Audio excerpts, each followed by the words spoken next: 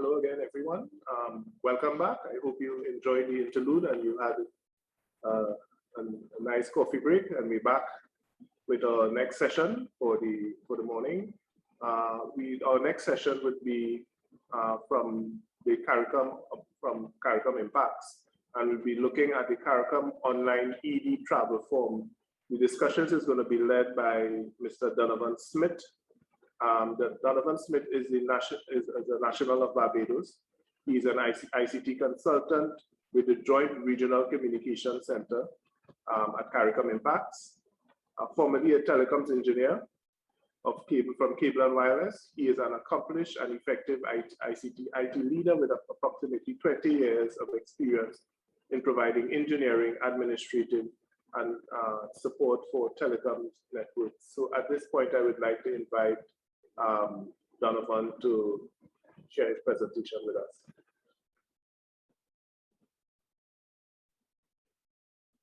Donovan, are you hearing me?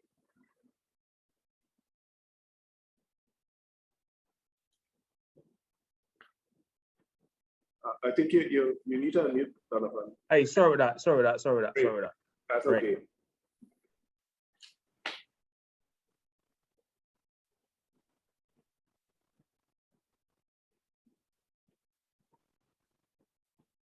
Are you seeing my screen? Not as yet. Great, it's coming up. Great, yes, you're on. Great. So yes, we are talking about the ED card, but I actually, instead of looking at ED card form, I wanted to focus on this slide here. And good morning, all. And this slide basically looks at how we can integrate the ED card form with what we do at CARICOM IMPACS. And this is based on the previous discussions where we talked about the BIMSAFE app, the information, the different repositories that information being stored in. And in here, from the security perspective, we want to look at all of the different players. You must have one central repository distributed, yes, to look at where the ED card form can lay. So if you look at here, the vaccination, electronic declaration form, PCR rapid antigen test. Now this is basically we're saying this can actually combine with our visa information and take that APA information collected. And from there, that's where you come to purchase a ticket. And this is all looking at basically having a simplified travel solution for the Caribbean. And right now we're doing it in Barbados, and it's extended for all for Barbados and the OECS, and it's extended to every player in the CARICOM market. So you're gonna ask me what the benefits. The benefits basically here, Junior and everyone, is cost savings, facilitation, earlier start of processing. Because, for example, let's say my good friend that's on the call, Mr. Bevel Wooding, let's say who likes to travel. Let's say he travels and he needs a PCR test, coming to Barbados, and he fills out the ED card form. That information comes to us at CARICOM IMPACS. Once it's validated that he is either vaccinated or he has a valid PCR test, negative PCR test, then we do the full screening into the solution, because we want to maintain border security. That's the solution we have that we would like to offer, well, that can come in place once all the relevant parties are, are in agreement. Okay. From there, we want to look at policies. So you're gonna make it more robust in some cases. So you gotta look at the pertinent legislation and regulations. Then you have to look at agreements with other parties and agencies, higher level parties, policies, anticipated threats for sure. And then you have to look at it, how we're going to implement it. You got to plan, you have to develop, you have to implement, then you have to operate and optimize. And then obviously the optimization will come in maintenance costs. And then we have to look at the CARICOM's risk tolerance. Okay. So that, and this will be covering for anybody coming into the Caribbean or CARICOM region. Any questions here? Any, I'm open to discussion.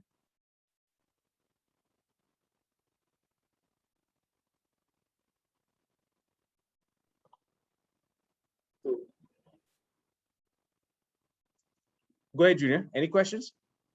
No, I'm just Go ahead. I don't have any question. I just wanted to ask the panel and any other presenters if they have any observations or comments as well too. So feel free to interject, feel free to comment.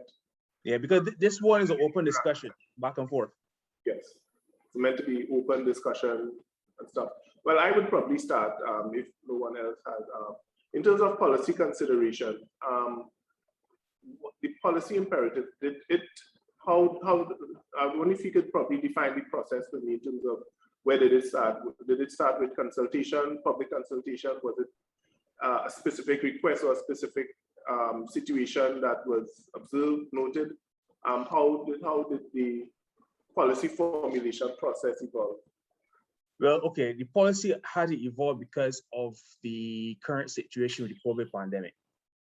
So, usually you come in, you fill out the form, and then you go through the arrival lounge, the arrival lounge through customs, etc.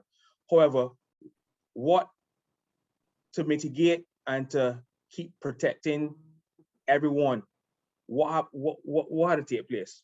One, you had to let's put the card online so we know who's coming beforehand. Once you know who's coming beforehand, then from there, you can process it. Do they have, all right, so if you come to Barbados, you need a PCR test. If you want to leave the Caribbean, go to the States, they accept the rapid antigen test. You take that, those results are stored somewhere. But how do we get those results? So then you had to come up with a policy. So you know what, put everything online. Once you put everything online, then we have it goes to a database, it goes to different agencies to input their information, and then it comes to us through our APIS and our border security platform. We're saying integrate everything. That's how the policy comes. That's what it came about. Okay, great. Okay, so just to get a sense, I'm looking at the presentation and talking about the pertinent legislation and regulation, higher level policy. So I suppose the policies to me were created, and anybody else could give that. You could respond, Donovan. Would have been created out of a particular need, the COVID in particular. But you had to be creative in terms of adapting policies to address the specific situation and the specific gaps that arose out of the process. Correct. So the new process to deal with a new problem, but that gave rise to specific policy imperatives that needed to be created to address specific gaps. And I just wanted to find out if there, as you're on that slide, were there any challenges in terms of, getting the policy created, ratified, approved? I know these things it goes through the bureaucratic system, but how did you all creatively manage to accelerate that process? Communication and collaboration, and that's the politically correct answer. Right. And I suppose you had a champion leading the charge, and all of that to drive the process. Yes. Correct. Great. Okay. Great. Any other questions? Go ahead. So any other questions? We don't have any questions online at this point. So we want the interactions and other or questions. Any of the other panelists? I think Bevan has his hand up. Yes. Yes, Bevan. Mr. Wooding. Mr. Smith. Mr. Wooding, sir. No, I actually just wanted to commend you on the way that you have laid out the policy considerations. I believe that these are the issues that we have to contend with. I wanted to get a sense from you as to whether or not you could put a timetable to any tangible action towards some kind of coordinated regional approach. I know you, myself, and others would have been of the position and belief that these are the things that we need to return the Caribbean to some degree of interaction and movement of peoples and so on. Timeframes? You always know how to ask the right questions at the right time. Timeframes, I can't answer that, to be honest, because it is a fluid process, is a moving machine. As the pandemic as it goes on or as ongoing, protocols can change, requirements can change, and so your optimization is happening every day. So in terms of time frame, again, Barbados is doing it. You want to extend it to all OECS and the OECS, but then the entire CARICOM. So once people see the benefits, then I would say that would then determine the time frame of the full rollout. Thank you very much. I see we have Daniel Knight. Your hand is up, and you have a question, Daniel. Thanks for the response. Yes, we are actually in the process of implementing the electronic ED card as we speak in Antigua and Barbuda. So we are actually driving the process from the Ministry of Information. So it's very useful and timely seeing this presentation. I guess the question is, once we are on board, how will entities share data, for example, statistical data with other regional territories, or how will we, let's say, hand over when it comes to cross-border interactions in relation to this same process? Because I can see the application locally, but in terms of if we are moving as a sub-region and then as a region, how will there be integration is what I'm asking. So good question, Daniel, and thanks for that. Yeah, so integration can happen through the GRCC, which is the Joint Regional Communication Center for CARICOM IMPACS. And so right now, the GRCC gets all the manifests for all travel participants throughout the CARICOM member states. So the integration there, all that needs to happen is a simple link, and from a technical perspective, I would say over a regional private access network, secure, probably using, we're not getting too technical, probably using a layer 2 VPLS or layer 2 MPLS VPN, and we get to go there. But once that information is passed, it comes into the agency, and the agency will then have we can then have access to other border securities and databases to pass that information to the relevant member states. Yeah, so I just have a further question, a leading question to that question, Donovan. I think it's a good point. As information is passed or data is passed from one territory to the next, obviously there are going to be repositories in those territories that will be responsible for processing the data, storing the data, and of course disseminating it accordingly. How are there any standards that you would have defined for other member states, like for instance Antigua and Barbuda, who would be I wouldn't say a third party, but a beneficiary of the service that you're providing through this central system? Are there any requirements from their side, whether it's data storage, network, computing requirements? No, right. Those requirements would have been passed, and obviously I don't want to divulge certain things, right? But those requirements would have been passed to the relevant member states for basic operation and then scale operations. Because when you design these things, you look at scalability and expandability. Then you look at reliability. Okay. Right, and again, that is I suppose a big part of it, the whole issue of the 5 nines, availability. So that is a key. That will probably be number 1 and number 2 and number 3 in terms of requirements. Correct. And then redundancy. And then redundancy, okay, yep. And failover and all those things, depending on, right, okay. Correct. Yes, I know you can't divulge the architecture, but just wanted to get a sense of, because there would be, I'm sure, other member states listening on who would be interested in benefiting from the platform and leveraging their own systems to interface with the border protection platform. So it would be interesting to kind of get a sense, Is there a process? Probably, if anybody else doesn't have a question, I know. Is there a process to engage? How is there a process to see, for instance, let's say Trinidad and Tobago would want to be part of this process? Mm-hmm. What are the steps to engage? Well, I don't have the exact steps. What I can do, I can get them documented for you. I know the point of contact is the executive director, Colonel Jones. and he would point you, he would actually lay out those steps for you. But I can get them from him and I can pass them on. That's not a problem. Yeah, yeah.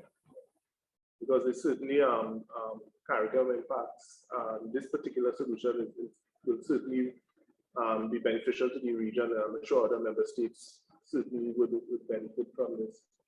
Yeah, because remember, Junior, is you must have a need for consolidation and collaboration between the form, various systems, especially for the COVID management, and then the latter will transcend the arrival or departure for customers, and even stretch as far as their quarantine stay on the particular area. Yeah. I'm interested because I know beyond this particular solution, there is a need for that collaboration and communication across the region, because we're talking about digital identities now as well, as another option for mutual recognition of digital identities across the region. And so, but there obviously for that to happen, there needs to be some thresholds, a minimum set of requirements, and there might be legal requirements, technical requirements, you know, other requirements, and countries might be at different levels of maturity in their process. But at least there should be a benchmark that is agreed upon, that countries can adopt, you know, mutually accept digital IDs across the region. And this platform also, similarly to me, would have requirements as well, and even the underpinning infrastructure to support that, which could be a regional digital ID platform that is integrated as well. So all these conversations we need to have, and to me, the core of it is really the willingness to collaborate, as you said, and communicate. Because without that communication and these discussions we're having like today, going beyond just a forum like this into real workshops and groups and committees or whatever we set up. Go ahead, Donovan. Correct. So before, I see Ian has his hand up and I see Bevel, but before Bevel goes, so for example, this initiative, if planned properly or planned correctly, could actually lead into what I foresee as the development of a regional internet exchange point. I will just leave that there. So I know Bevel is smiling, so I'll leave that there for now. Right, great. We have a question there from Albert Daniels. I just want to read it out. And the question is, what attention is being given to how DNS attacks may lead to compromise of data and migration in this regard? Are the servers for this system, DNS security? DNSSEC, right? DNSSEC protected. Right. So yes. So good question, Albert. Now everything that we do here is actually cybersecurity conscious, and we actually take security very, very seriously. So everything is secured without giving to SSL, and the solution is full end-to-end encrypted. So all the data is, you have full end-to-end encryption from source to recipient, or in telecoms terms, from first mile to last mile. Great. I see Bevel has his hand up. Bevel. Thanks, Junior. And Donovan, I have one for you. I'm leaving your provocative comment alone. I actually wanted to pick up on the statement you made and build on what Junior was saying, because I think this actually presents an interesting opportunity for us to, one, define standards for interoperability in this peculiar space and scenario that actually will allow us to come out of the gates and be more helpful to member states faster than if we had to wait on legislative harmonization.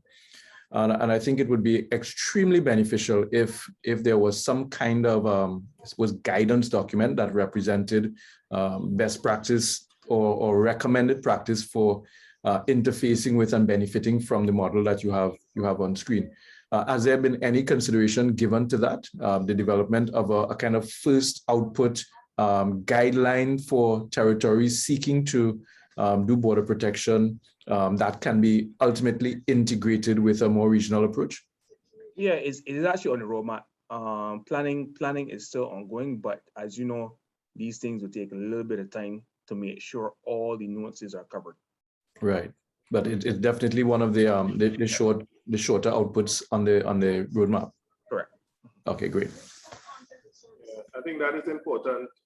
Just that point, Bevel, that we have a common framework, regional framework for adoption, for deployment, you know, and all of that. That's really, really important. I think that creates the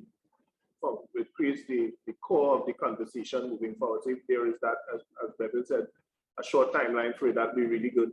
If that's on the agenda and there's a short timeline for releasing that, certainly would cause, you know, accelerate the movement and the adoption across the region. Certainly. I think I see Ian hand. Ian, because your hand is up. Yeah. Yes, sir.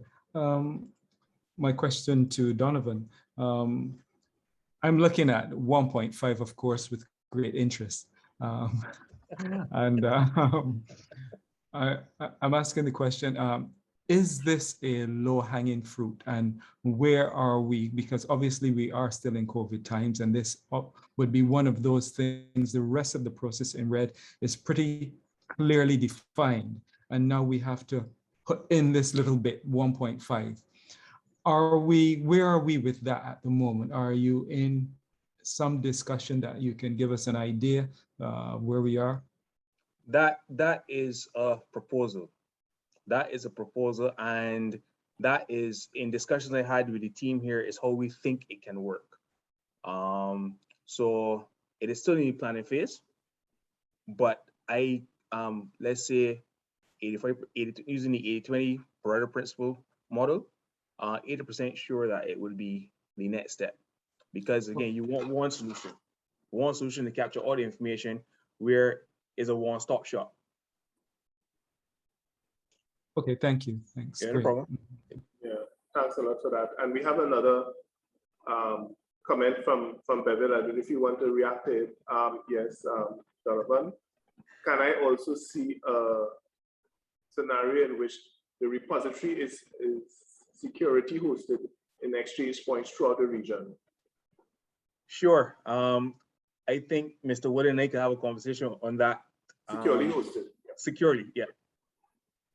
So Mr. Wood and I can have a conversation on that later on throughout the day once he's available. I have some ideas that we can discuss to see that happening.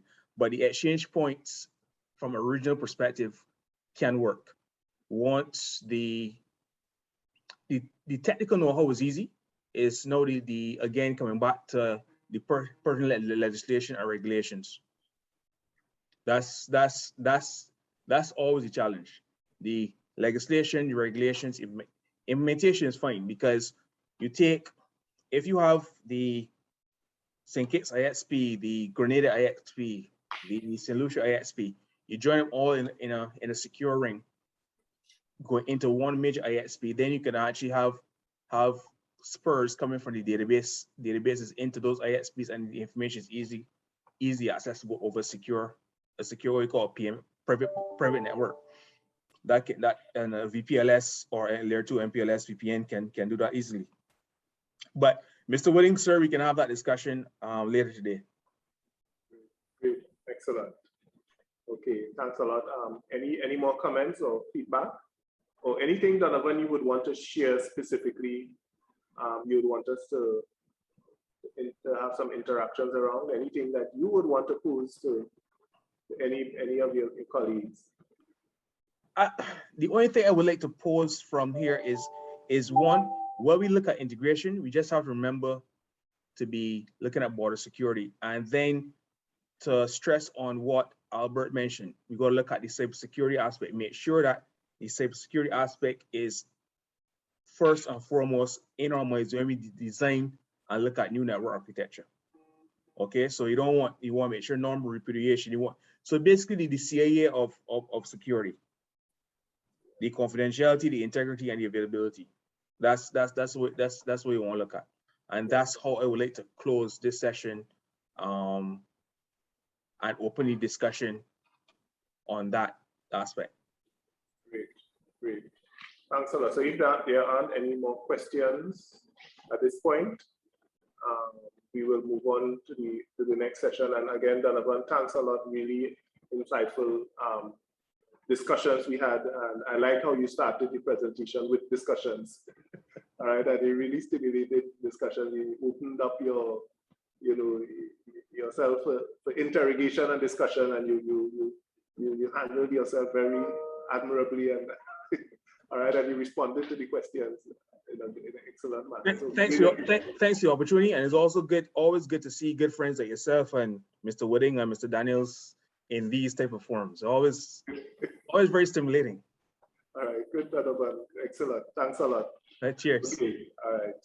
Okay, so now we will be moving on to the next session. And I would like to invite and introduce Mr. Richard Wall.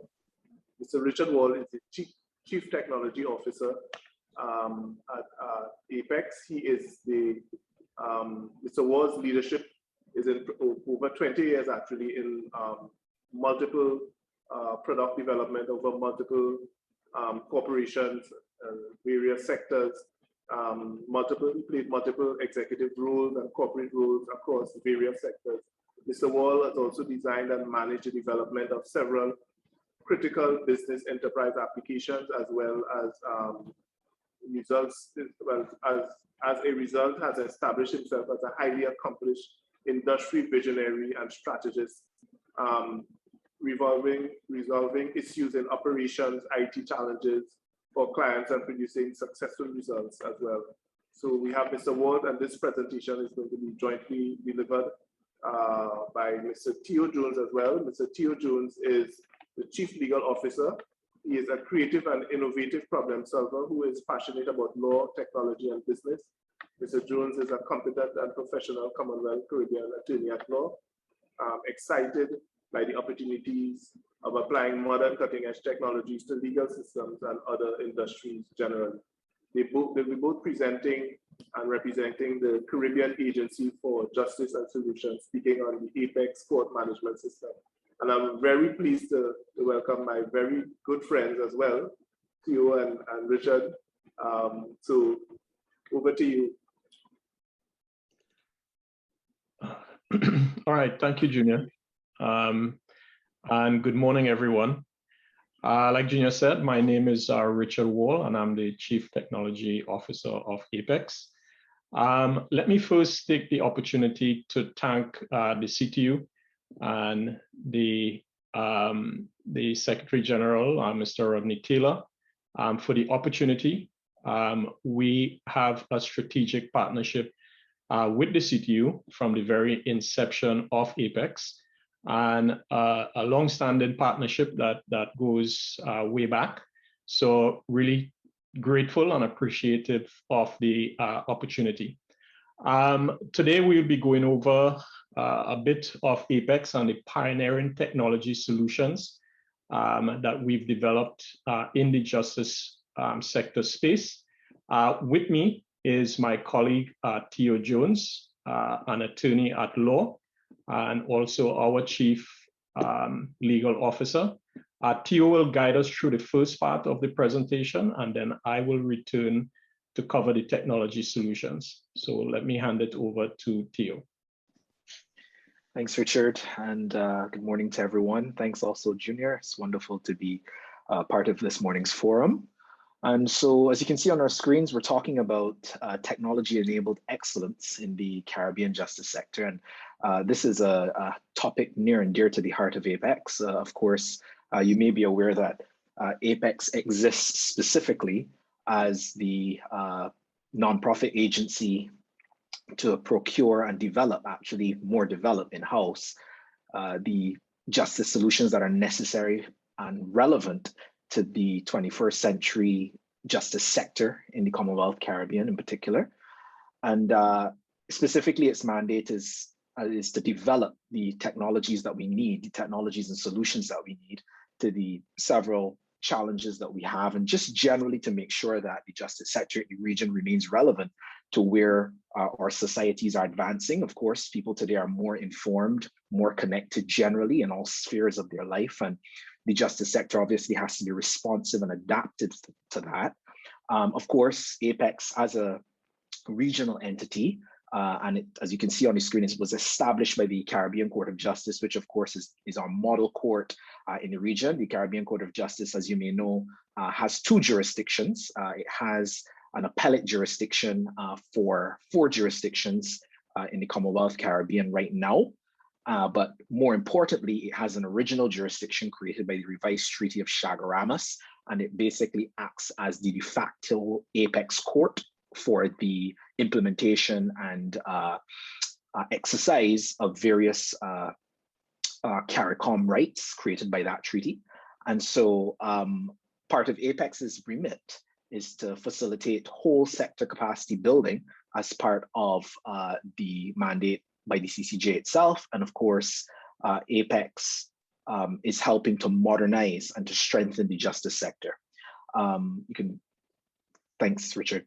So in terms of its context, the context for the establishment of APEX, of course, we recognize, and I don't think anyone would be unaware of this, there's an urgent need for relevant and integrated justice solutions that allow our administration of justice regionally to be adaptive to the needs of our societies. From a legal standpoint, you would know that the judiciary in most countries represents the third independent and one of the third independent and most important pillars of the state. And as such, a responsive justice sector is critical. There is a high demand for access to justice. Our societies are more litigious than ever. And so there is a need to rise to the occasion to meet the demands of society. And certainly the public, attorneys, regular citizens expect to be able to interact with courts in modern ways. You know, we do so much things online. We are engaging globally constantly because of the internet. And so some aspect of that reality must be brought to bear on the justice sector regionally. And so APEX facilitates this primarily by ensuring that the need for greater productivity, cost savings, accountability in the sector is improved, and generally that for all participants, there is improved access and interaction. So we can advance. Thanks, Richard. So in terms of our mission, as stated, it is to improve access to justice, improve accountability, particularly with the implementation of modern technologies that allow us to track and actually see at a more granular level what is actually happening in the different court systems around the region. It provides, our mission is to provide a range of high quality solutions and services to courts, litigants, lawyers, and the public generally. And we do this through connections like the connections we have in the CTU. And as we are interacting today, we see that we have a vibrant community. So we do that through local, regional, and international collaboration and the development of technology that is indigenous to the region. And several speakers would have highlighted the importance of having an indigenous technology sector. We are able to accomplish these goals by essentially developing a homegrown regional core of competence that allows us to hit our mandate. So in terms of our membership and our support regionally, you can see that we have not just support from the countries of the Commonwealth Caribbean, and particularly that make up CARICOM, but within those countries, we have strategic connections with heads of judiciaries, chief justices, presidents of courts of appeal, the heads of specialized courts, and even junior courts like magistrates courts. The legal community, in terms of the legal academic community, both the private and the public bar. And of course, we drill down even into the more seen and visible aspects of the administration of justice in terms of police departments and prison services. So we have wide regional support. And of course, that starts with our connection, our core connection to the Caribbean Court of Justice. And our guiding principle, of course, is that our solutions must be relevant to our regional environment, right? And that has been stressed today by several presenters and in our interactions.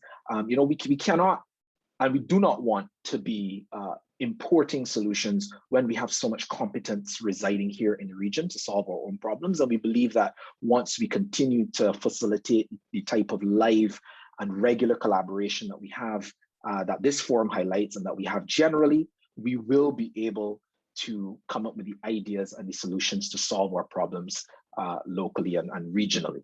So that's a critical objective for APEX, that we are collectively pooling our talents together to solve our own problems. And I think next, Richard, you're going to take this part.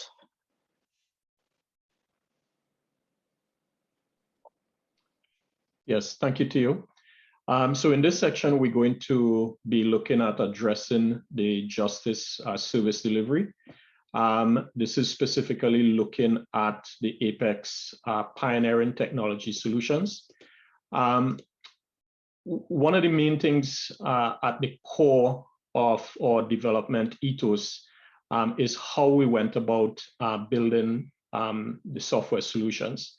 Particularly, we took time to design and architecture a solution that meets Caribbean needs. We're very familiar with the uneven network infrastructures that would be experienced here in the Caribbean. And so great efforts were put into ensuring that the solution is able to run on these infrastructure, run with the bandwidth unevenness that we see sometimes with the solution, and also the ability to scale. In the Caribbean, things happen, particularly during the pandemic. We saw a significant increase in the need for technology to manage access, to manage information. In the case of the justice sector, we had hearings being done completely online. Judges, for the first time, were hearing cases using the technology platforms. Actually, nobody was showing up in courtrooms. So these factors were taken into account. We took diligence to build with world-class development standards. And like Theo mentioned, we also look to Caribbean nationals. There's a significant amount of talent here in the region that we tapped into. And during the pandemic, we saw how that became important. They were locally available and accessible, and our dependencies weren't on international talent that sometimes might not have been accessible in the case of the pandemic. So that's very important to us. We were regionally first in court automation in a number of areas. For instance, in the CCJ, the first electronic filing and case management deployment. For the Bahamas, a first fully digital industrial tribunal. Interestingly, the tribunal started using the systems before the pandemic. So when the pandemic hit, they were fully online and operational, handling all their hearings online. They were able to record their court session using our Captura Smart Court solution. And in some ways, they were not affected by the pandemic. So we see here the importance of the technology and how important it is for the court processes. In St. Kitts and Nevis, first automated workflow in an AG office. St. Vincent, first e-filing in a DPP's office. And for Trinidad and Tobago, first fully automated dispute resolution management system as an alternative dispute management solution. So we're pioneering the initiatives inside the justice sector in these spaces. What we found is the justice sector, definitely like Theo mentioned, there is a great need for this technology, for the ability to be able to work inside of an environment using current methods and tools to be able to deliver justice on time and efficiently. And that was a significant need that we saw when we came into this space. Just to talk about some of the, give you an insight into some of the software solutions that we've created. Our flagship enterprise solution is the Courier Suite, and this is a cloud-based court management suite. Again, here, a decision was made on what platform this should be built on, and particularly in the Caribbean, and now we see a significant benefit to it. We have both an on-premise solution, but also a cloud-based solution. And the cloud allows for immediate implementation, almost real time. In one case, we had a court that implemented e-filing within 2 weeks. And they needed to do it very quickly because of the pandemic. So the cloud-based platform that allowed us to implement very quickly. And also the burden on the court to have extensive infrastructure was removed with this solution, or even looking for talent to be able to manage a network like that. The court did not have to worry about those things. Our Aegis product is a cloud-based court information management system for AG offices.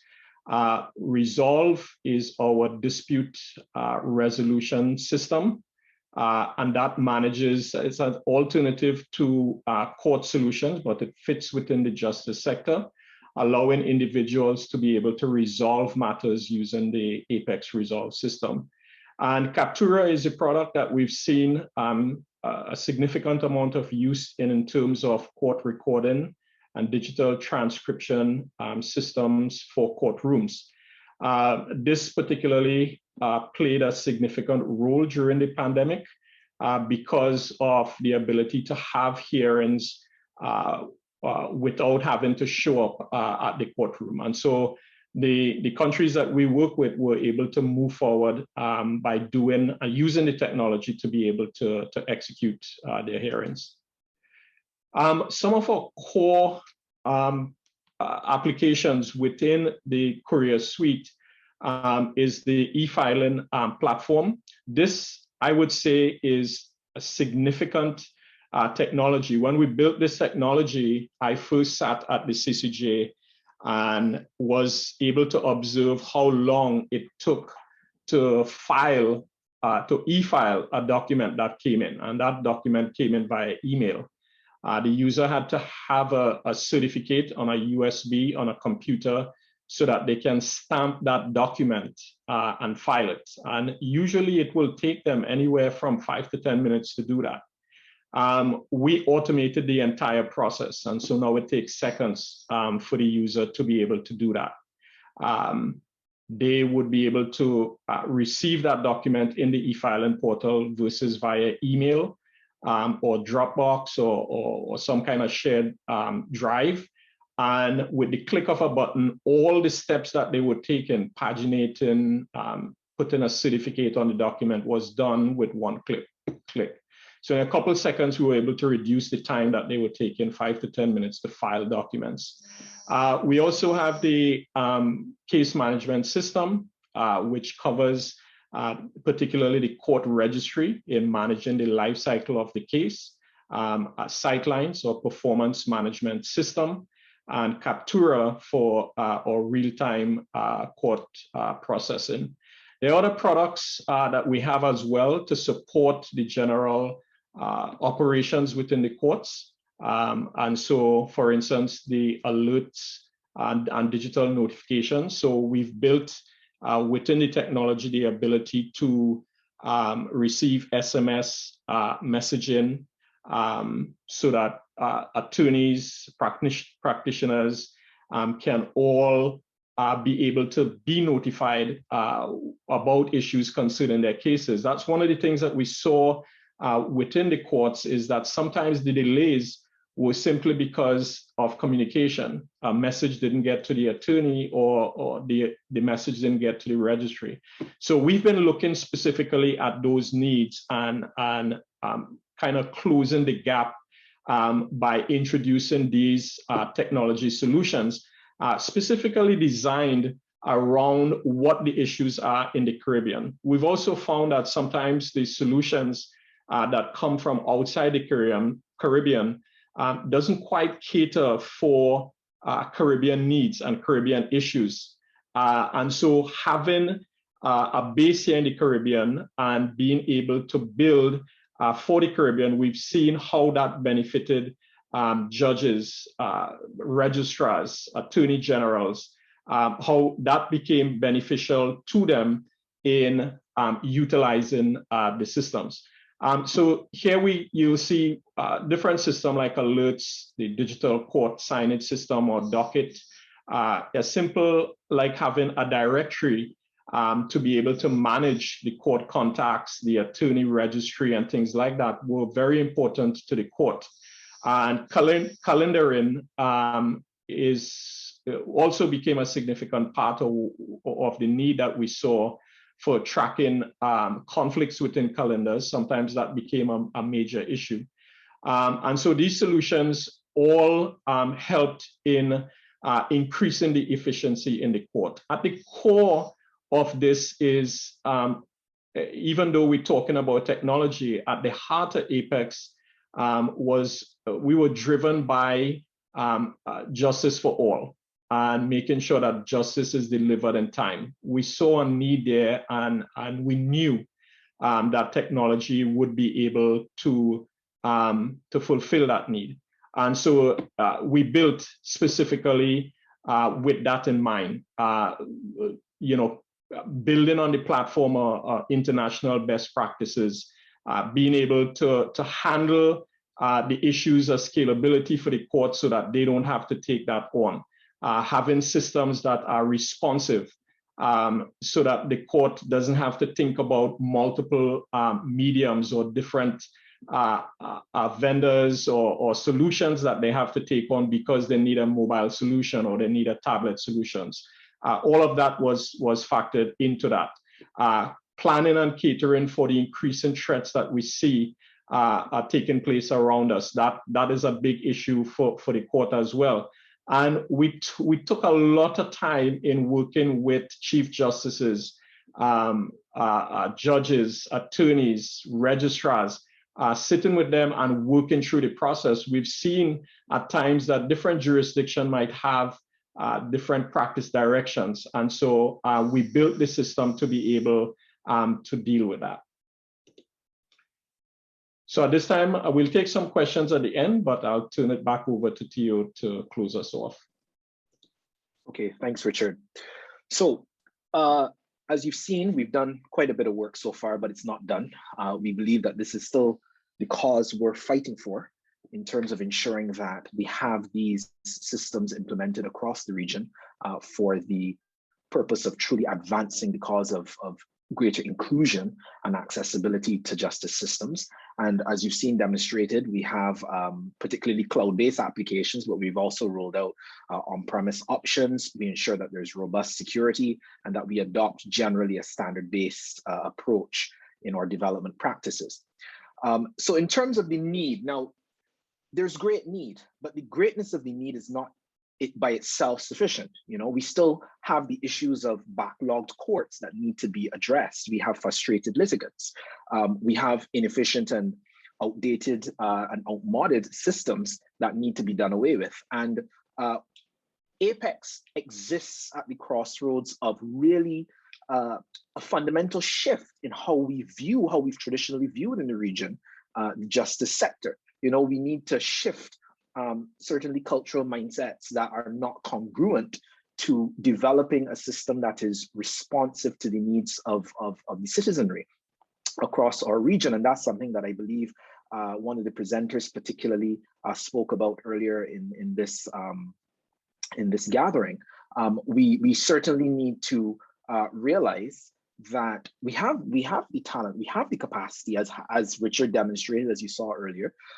And so we are no longer in a place where we just want to take, in air quotes, handouts from development agencies regarding foreign solutions that, as Richard talked about, are not ideally suited to the context and the realities of the region that we ourselves know best. And certainly we want to ensure that any semblance of self-interest is done away with so that regional best interests can emerge. And certainly IMPACS is a regional effort. The Apex Court is a regional court. And so we are pioneering a regional approach in the development of justice solutions and in the ethos of APEX itself in how we approach new ways to consider and new ways to approach the administration of justice in the region. So that is our mantra. We have the means to ensure that we keep resources in the region as well in terms of developing our own technical solutions. We have the clear competence and capacity to ensure that our solutions are tailored to our needs.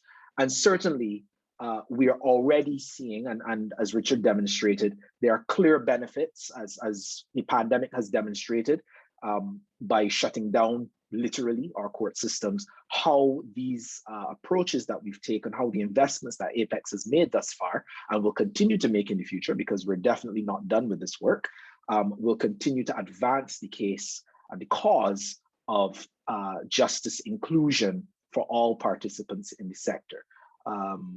Yes, so just to wrap up, APEX's approach has always been a whole sector developmental approach, and that's been recognized globally.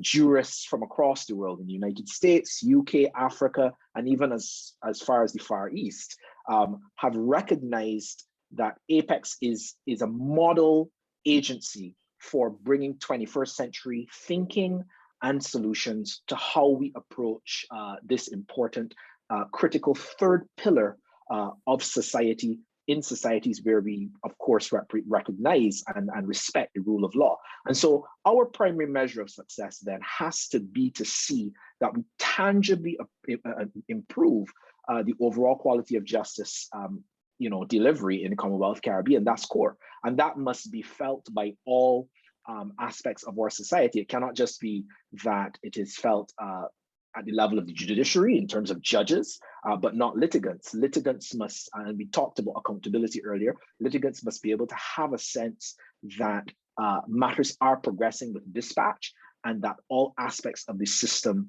are working in their favor. And generally, we know that we have stronger societies when we have accountability, especially in the justice system. People have confidence that systems are working to create the societies that we want to live in. And so that's it. Thank you very much for listening to us. And we're ready to hear your questions and comments. And yeah, thank you. Thank you very much, Theo and Richard, for excellent presentation, quite comprehensive. I don't have anything to add other than to just raise a question that was posted by one of our online participants. And the question is, what does the development roadmap look like for APEX, for the APEX organization across the Caribbean? So the question is asking, is there a roadmap? What does it look like? So I'm seeing Richard. Yeah.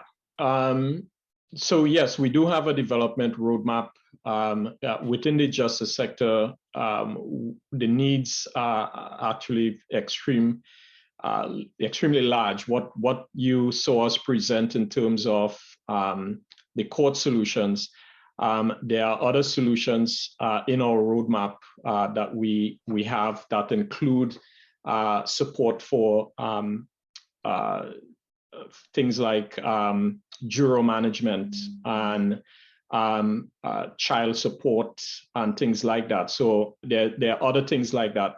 We also have key relationships into the police sector as well, where we are partnering to have solutions that could integrate with the court solutions. The court and the police sector actually work hand in hand. So we have quite a bit of technology integration in the roadmap to allow us to now use the system that we have, but integrate with other sectors that collaborate very closely with the court.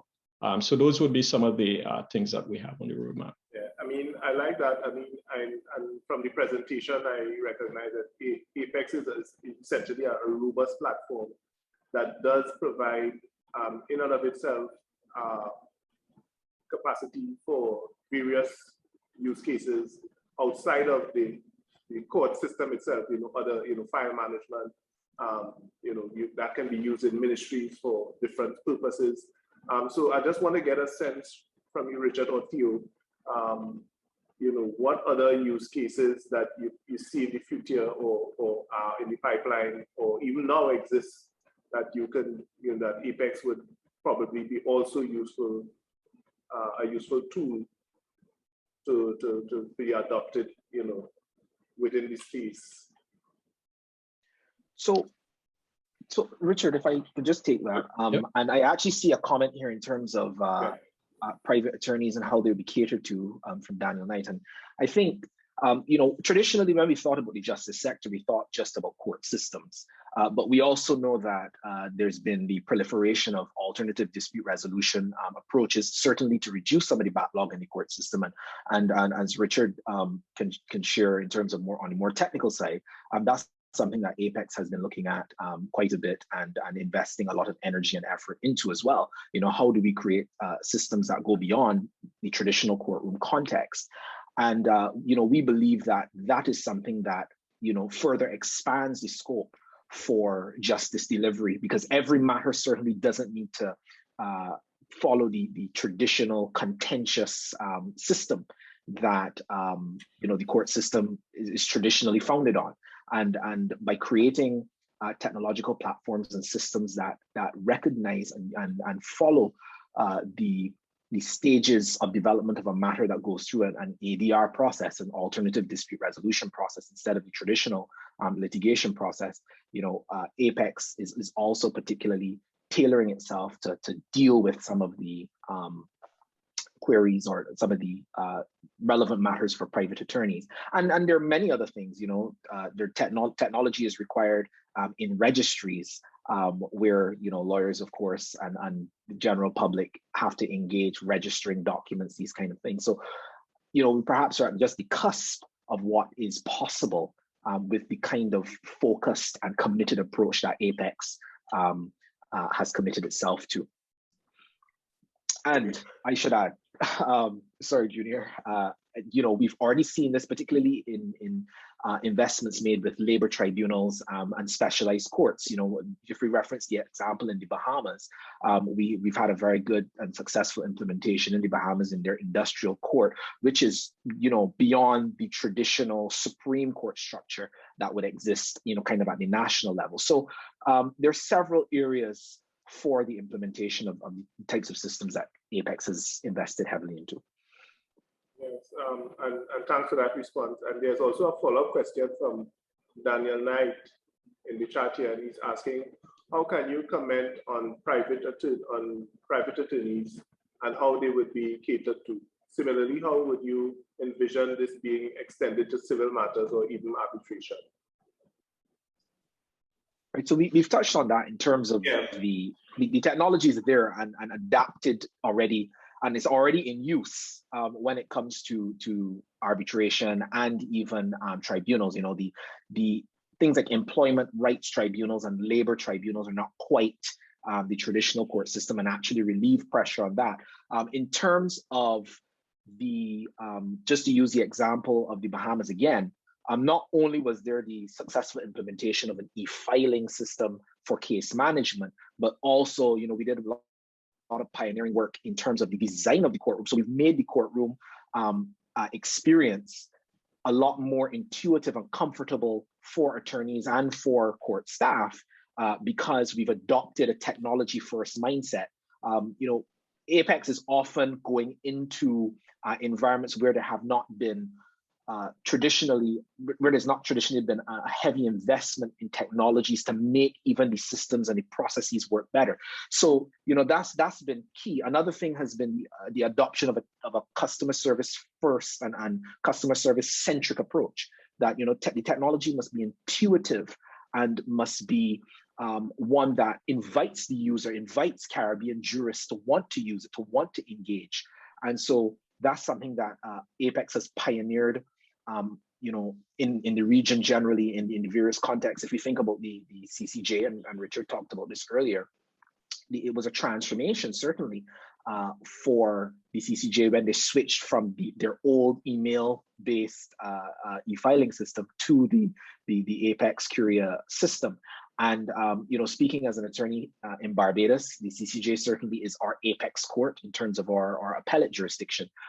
Many attorneys for many years in Barbados have marveled at what a significant improvement that has facilitated. At one point, it facilitated next day hearings in urgent matters that just could not have been possible without the Curia platform.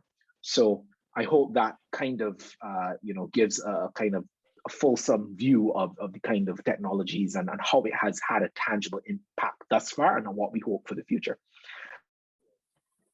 Okay, thanks very much. That's very comprehensive. I see we have Donovan Smith from IMPACS.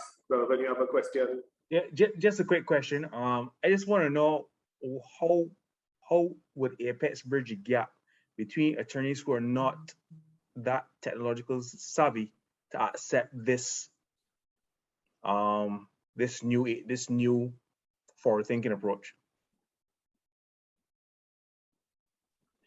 I could start, Theo, you could probably jump in. So when we design and architecture the system, Donovan, we actually planned for exactly that. When we looked at the Caribbean need, and this is why I said Caribbean solutions, when we build with Caribbean in mind and we take what the issues are in the Caribbean, it transforms what you produce as a solution. And so those were issues that came up. There are some older attorneys that doesn't use emails. And so we built with that in mind. Some of the things, for instance, that we would have done, we have a kiosk version of the software that would allow for an attorney or a litigant or anybody interfacing with the technology to be able to show up at the court and be helped by a court registry staff member to actually introduce them to the technology.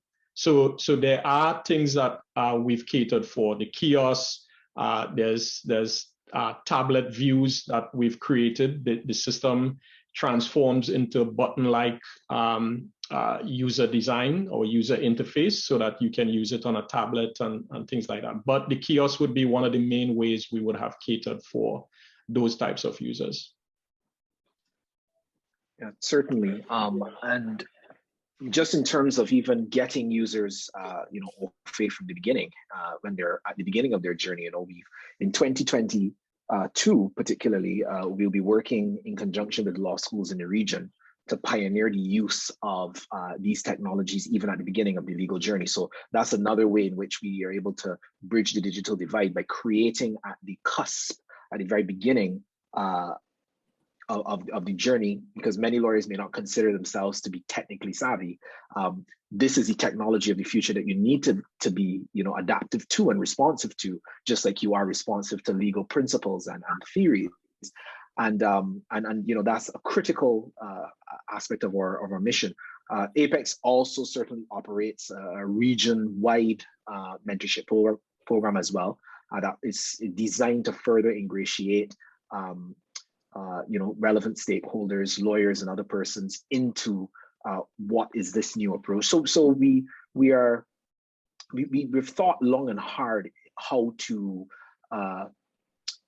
make the onboarding of users who are less technically savvy more comfortable at all levels and stages of their development. Richard mentioned the kiosks, but a very simple thing that could perhaps be omitted is that all of our products have very comprehensive documentation provided with them. So there, in the actual interface itself, there's a always present icon that is just one click away, one tap away on a tablet that shows you a full breakdown of all the features and all the various workflows that you can use when you're logged into the system. So, I don't want to go too long, but I think that covers it pretty comprehensively in terms of what we've done at that to address non-technical users.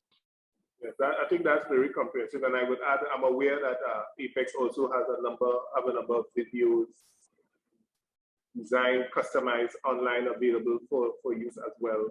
And they are in fact very useful to the clients as well. I'm aware of that. So based on feedback, certainly aware of that too. So that's excellent. So thanks a lot, Theo and Richard. Excellent presentation, very good interaction, and we'd like to move on to our next presenter. We are going to invite Mr. Eamonn Sheehy, Director of Public Sector Cloud Carib. Mr. Sheehy has over 30+ years experience in customs and trade facilitation or revenue matters, particularly the area of value-added business process automation, including drafting complex TORs for major systems procurement, managing procurement processes and project management. We also have jointly with Mr. Sheehy, we have Mr. Mark Arruda, who presented on a panel with me yesterday. Mark is always the VP Solutions. He leads the solutions team at Cloud Carib, is focused on transforming the region. He has over 20+ years of global technology leadership and experience in startups to multinational corporations in North America, EMEA, and APAC. So at this point, I would really like to invite Eamonn and Mark to present. Thank you very much, Junior, and good afternoon to the delegates and speakers. Our presentation is a little bit different compared to what has gone before, which have been mostly on software tools and software systems. We feel it's important to speak about the importance of very high available supporting environments for sustainable digital transformation. So this is all the grunt work in the background as opposed to the facing applications. For this particular presentation, I would have it in 3 parts, basically. One is to do a small introduction to Cloud Carib in case people are not aware of who we are and basically what we do.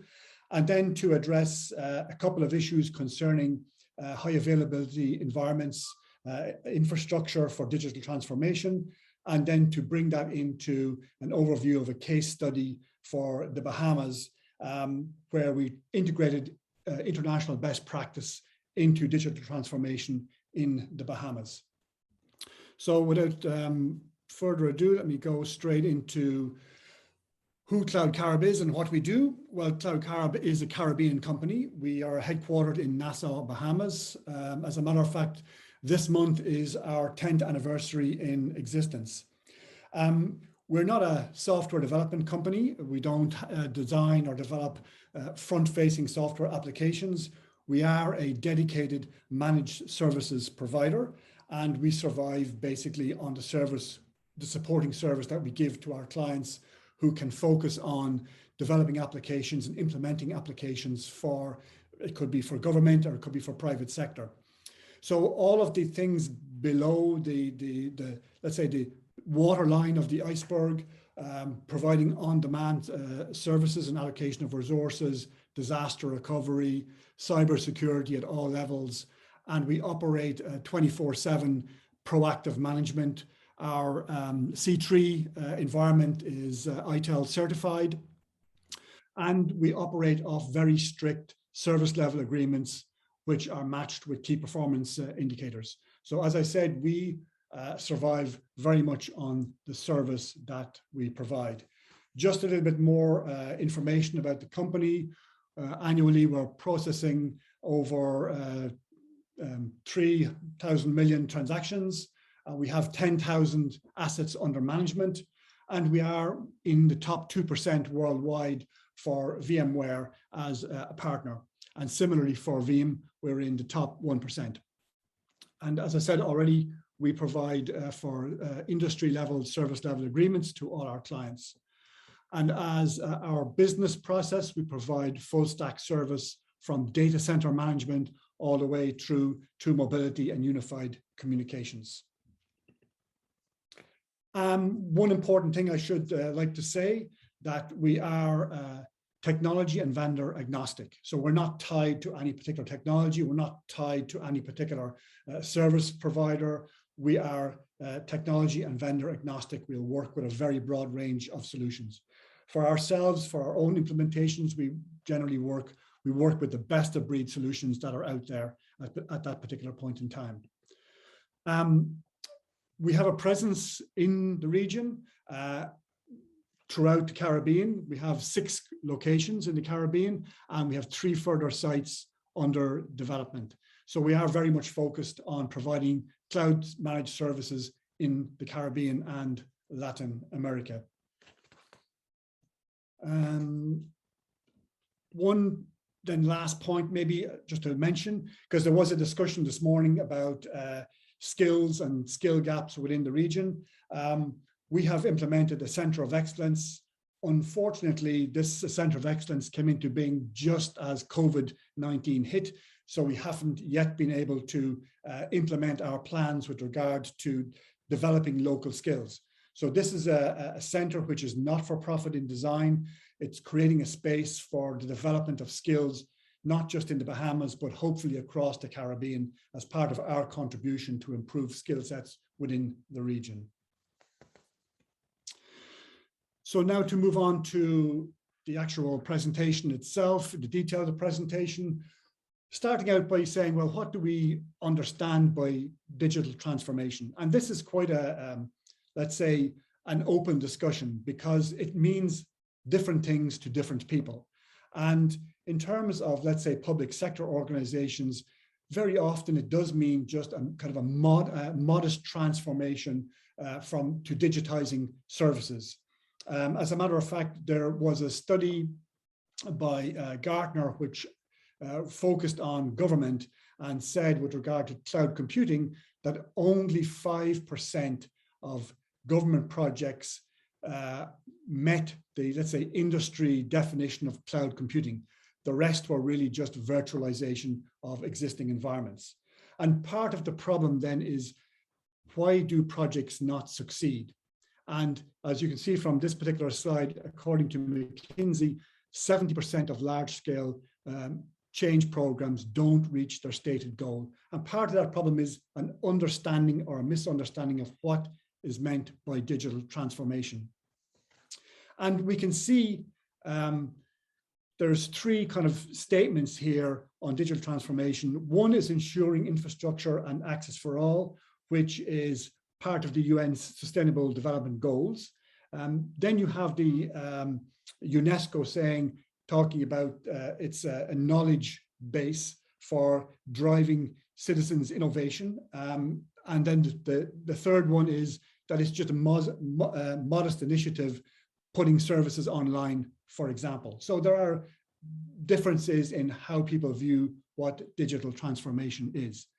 However, the one thing that is certain is that it can't function without comprehensive underlying infrastructure. And it's not just Cloud Carib talking about infrastructure as a service provider. You can see on this particular slide where the OECD has indicated for G20 economies that continual investment in development of digital infrastructure to meet existing and future demands is critical. It's a foundation for many new services, applications, and business models. It's a crucial underpinning and enabling for digital innovation. And if it's good enough, if this statement is good enough for G20, surely it's good enough for the Caribbean. We can just replace the G20 with Caribbean economies. Investing in infrastructure is critical to having sustainable digital transformation. And then for us, we just simply say, what is this infrastructure? What is it? Why is it necessary? Well, it's very much like constructing a house. If you don't have a proper foundation, if you don't have proper retaining walls, the building is going to collapse. And we can say the same thing for digital transformation, for implementation of complex IT systems. Without a good architecture, without a solid foundation, and without consistent fit for purpose supporting infrastructure, the project will fail. And a central building block is the digital enterprise architecture, which should be a whole of government approach. And this statement is coming from the International Telecommunications Union. It's a critical component in the development and elaboration of digital transformation. So when we want to talk then about this infrastructure, what are we really talking about? Well, for us in Cloud Carib, we're talking about the secure network environment, that it's well maintained, designed on best practice international standards. We also believe that leveraging national carrier core networks is a very important facet to ensuring the robustness of the infrastructure and also reducing the complexity of the environment, and the implementation of service level agreements with clearly stated KPIs, because there's no point in having, even internally within the government, having a network that does not have some kind of service level agreement to ensure and meet the expectations of the clients, whether this is somebody from outside delivering the network or it's somebody from inside delivering the network. There should be service level agreements to ensure the service level is maintained. Also critical for us, we believe, is secure and highly available data centers, compute and communications. And in this regard, we think that, again, leveraging existing data centers that will be operated by carriers in a kind of a multi-tenant environment is a very useful thing to do. Data centers are expensive to build, expensive to maintain. So I think there is an open question here as to why, let's say, governments would build, especially in small economies that are restricted with revenue, why they would build a government-only data center just for the government systems, when what we think would be more useful is to leverage existing data centers, particularly of the telco companies, and to build those out to international standards, which are then multi-tenanted and open for all, not just government, but for also private sector to leverage these international standards and robustness of the environments. So that is what we believe is something that should be considered as an economic value at national transformation level. Also, delivering ICT with ISO and ITEL backed standards, implementing industry standards, international standards, deploying unified communications across government to reduce cost for telecommunications across government. And as we say, then policy and standards-based service management is critical. And this will be certification of standards and maintaining of those standards over extended periods of time. So these are the three main components we believe are critical for sustaining infrastructure and subsequently sustaining digital transformation at the nation state level. So for us, a vision of digital transformation is securing infrastructure as a national development platform and ensuring that it is ubiquitously available and that it is a building block, a core building block for national digital transformation, not just government digital transformation, but nation state digital transformation. And we see very often that what would be the common problem, particularly with, let's say, what we call the network, the roads, bridges and tunnels, well, very often ministries and government agencies can operate independently and can be at different levels of maturity as a consequence, because there isn't a whole of government approach. And we believe that for the network to operate efficiently, there should be a whole of government approach to designing and implementing network infrastructure. And again, as I had mentioned earlier on, the leveraging of national carriers and their infrastructure, we believe, is something that is a cost-saving benefit to the government and also reduces the complexity of the network and increases the robustness of the environment over time. With regard to private cloud, again, we see the same, I think, problems that we have different ministries operating at different levels and different states of maturity and effectively doing their own thing. And then you have a disconnect because you have different tendering processes at different times. So you end up with a mix of equipment, and this does not always work efficiently across government when you go to do an integration.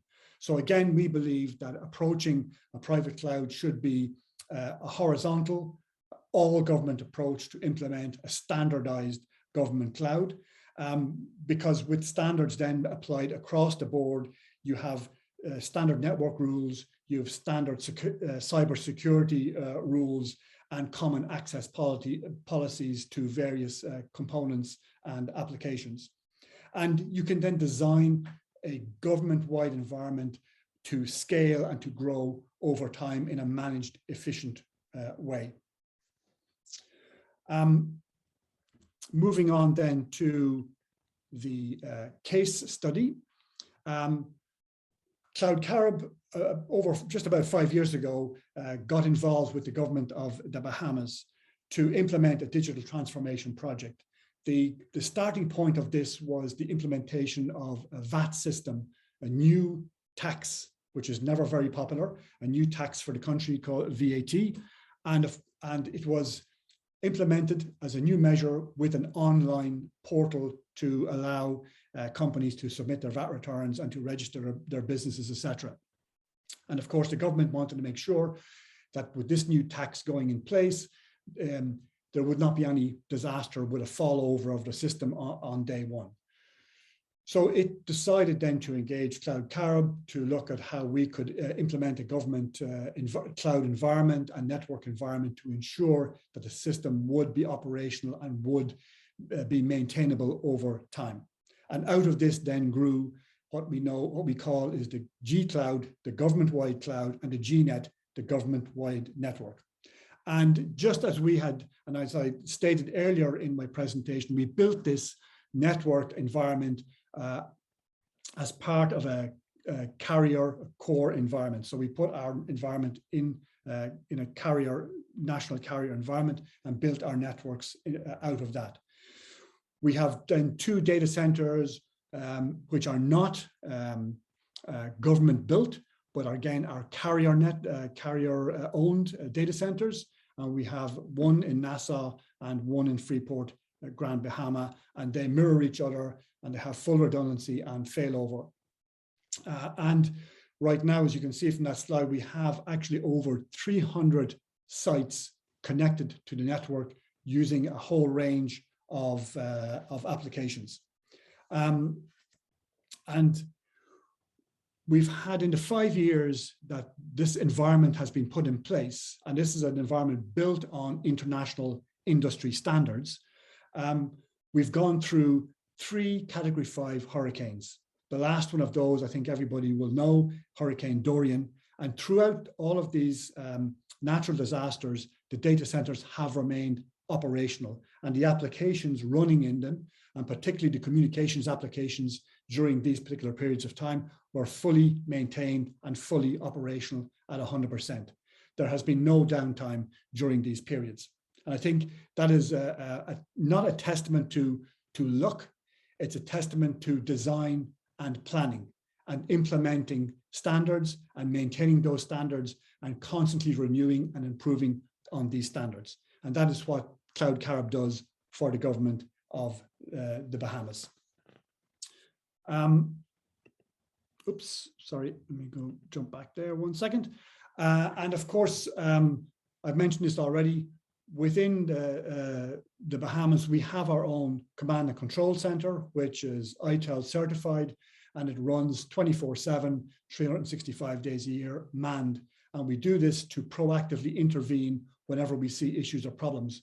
We don't, you can no longer, in a digital transformed society, where it's 24/7 and applications should be available all the time, you can't afford to have this kind of a 9 to 5 approach where you can, go home at 5 or 6 o'clock in the evening, and if something happens in the middle of the night, well, you can wait till the morning time to resolve the issue. You have to be available 24/7. You have to be proactively monitoring, proactively looking to solve problems so that applications which are critical are constantly maintained and constantly available to citizens and businesses. For us, for the Bahamas, we provide a whole range of services. We manage the government cloud, we manage the government network, we manage the unified communication platform. We also manage cybersecurity, and indeed, we manage sourcing of equipment for and on behalf of the government. We manage the complete stack of operating systems, database management systems, etc. Now, since that period in 2015 when we first launched G-Cloud and GNet, we've had continuous growth. So as you can see from these two graphs, we're already up to about close to 900 virtual VMs, and we have 3,500, practically 3,500 assets under management for the government. Why has this growth been so rapid and dramatic? Well, simply, I think the growth is based on trust and confidence in the environment. And they're the two key points to make. If your clients have confidence in what you're doing and how you're working, and trust you can deliver, then you'll get the exponential growth. And this is what we have in the Bahamas. And then just as an example of what applications are currently running on the Bahamas environment, as I mentioned already, value-added tax was one of the first ones, business license, electronic single window for trade, and okay, I think you can read all of these for yourself. And currently, Cloud Carib manages assets for 28 government entities in the Bahamas. One last point, and I think I'd just like to mention to you, because it's relatively a recent thing that we've done. Cloud Carib has deployed a unified exchange platform, which is a software application from an Estonian company called Cybernetica. And we've deployed this in order to integrate different government applications and to have those then as a kind of a front forwarding portal where you, with a single login as a citizen, you have access to many government services. And right now, I think we have something like 18 to 20 government services online through this single interface portal. And so the UXP is designed as an interoperability backbone for major e-government operations. And then the last two slides are just a summary again of what we do for our clients, how we work. And the last one is that we have had, since the 10 years in operation, many industry awards, and these are not, just regional or local awards. These are international awards for managed service providers, VMware, and other international industry organizations who have recognized the work that we have been doing throughout the Caribbean, and particularly in the Bahamas. So thank you very much, and that's my presentation. Happy to take any questions. Thank you very much, Eamonn and Mark. And let me just say from the onset, the CTU is very proud to have Cloud Carib as a partner and a board sponsor. All right, we're really proud to have you guys on board. And just to, I know we're going to be having some interactions and some questions. I see, okay, Scott is on, all right. But just to let you know that we do recognize, and I think it's important to note that the whole notion of government cloud and moving the agenda forward, and that as the government cloud as the impetus for digital transformation, and I think Eamonn mentioned that is really critical. So we spoke this morning, and I'm just repeating what you said, Eamonn, about applications and platforms that exist, but they need to exist in an ecosystem that is facilitated by the cloud. And we're talking about cloud, we're talking about a regional cloud and more specifically government cloud.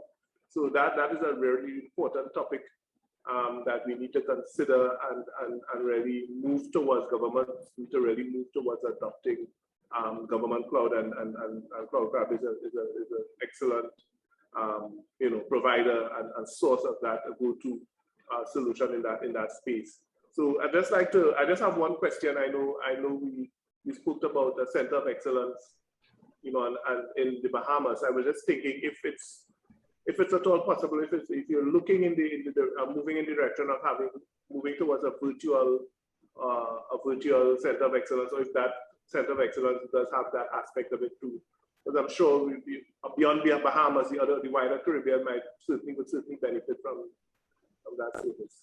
Yeah, I mean, certainly, we recognize that it's not just going to be face-to-face, and there'll have to be some kind of a capacity for hybrid courses. And we're certainly looking into into providing that, because like everybody else, once the COVID hit, all things change, and even a company like us, a relatively small company, we've been doing a lot of running to implement systems for government and systems for particularly in the Bahamas. So our resources have been kind of stretched, but it is something that we recognize that if we want to implement a center of excellence, it cannot just be face-to-face meetings. We will have to provide platforms and provide then the material to the wider region. And that's something we're definitely looking at.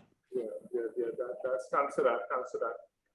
And maybe it's maybe just to throw that out there, it's something that we would be happy to work with CTU. Yes, that's right. Yes. That environment. We have the infrastructure, and we have some ideas as to how we could do it, and maybe that's something that we could certainly. That's an excellent, excellent.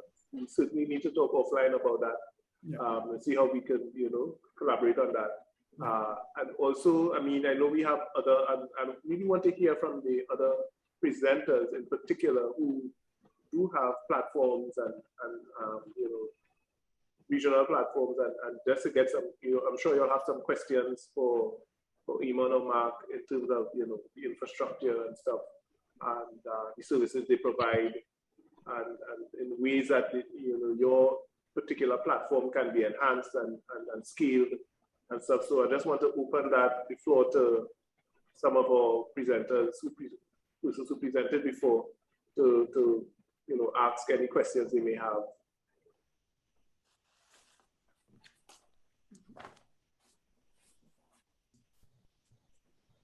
Richard, Ian, who else we have on board? I know Daniel left and Sherman left as well.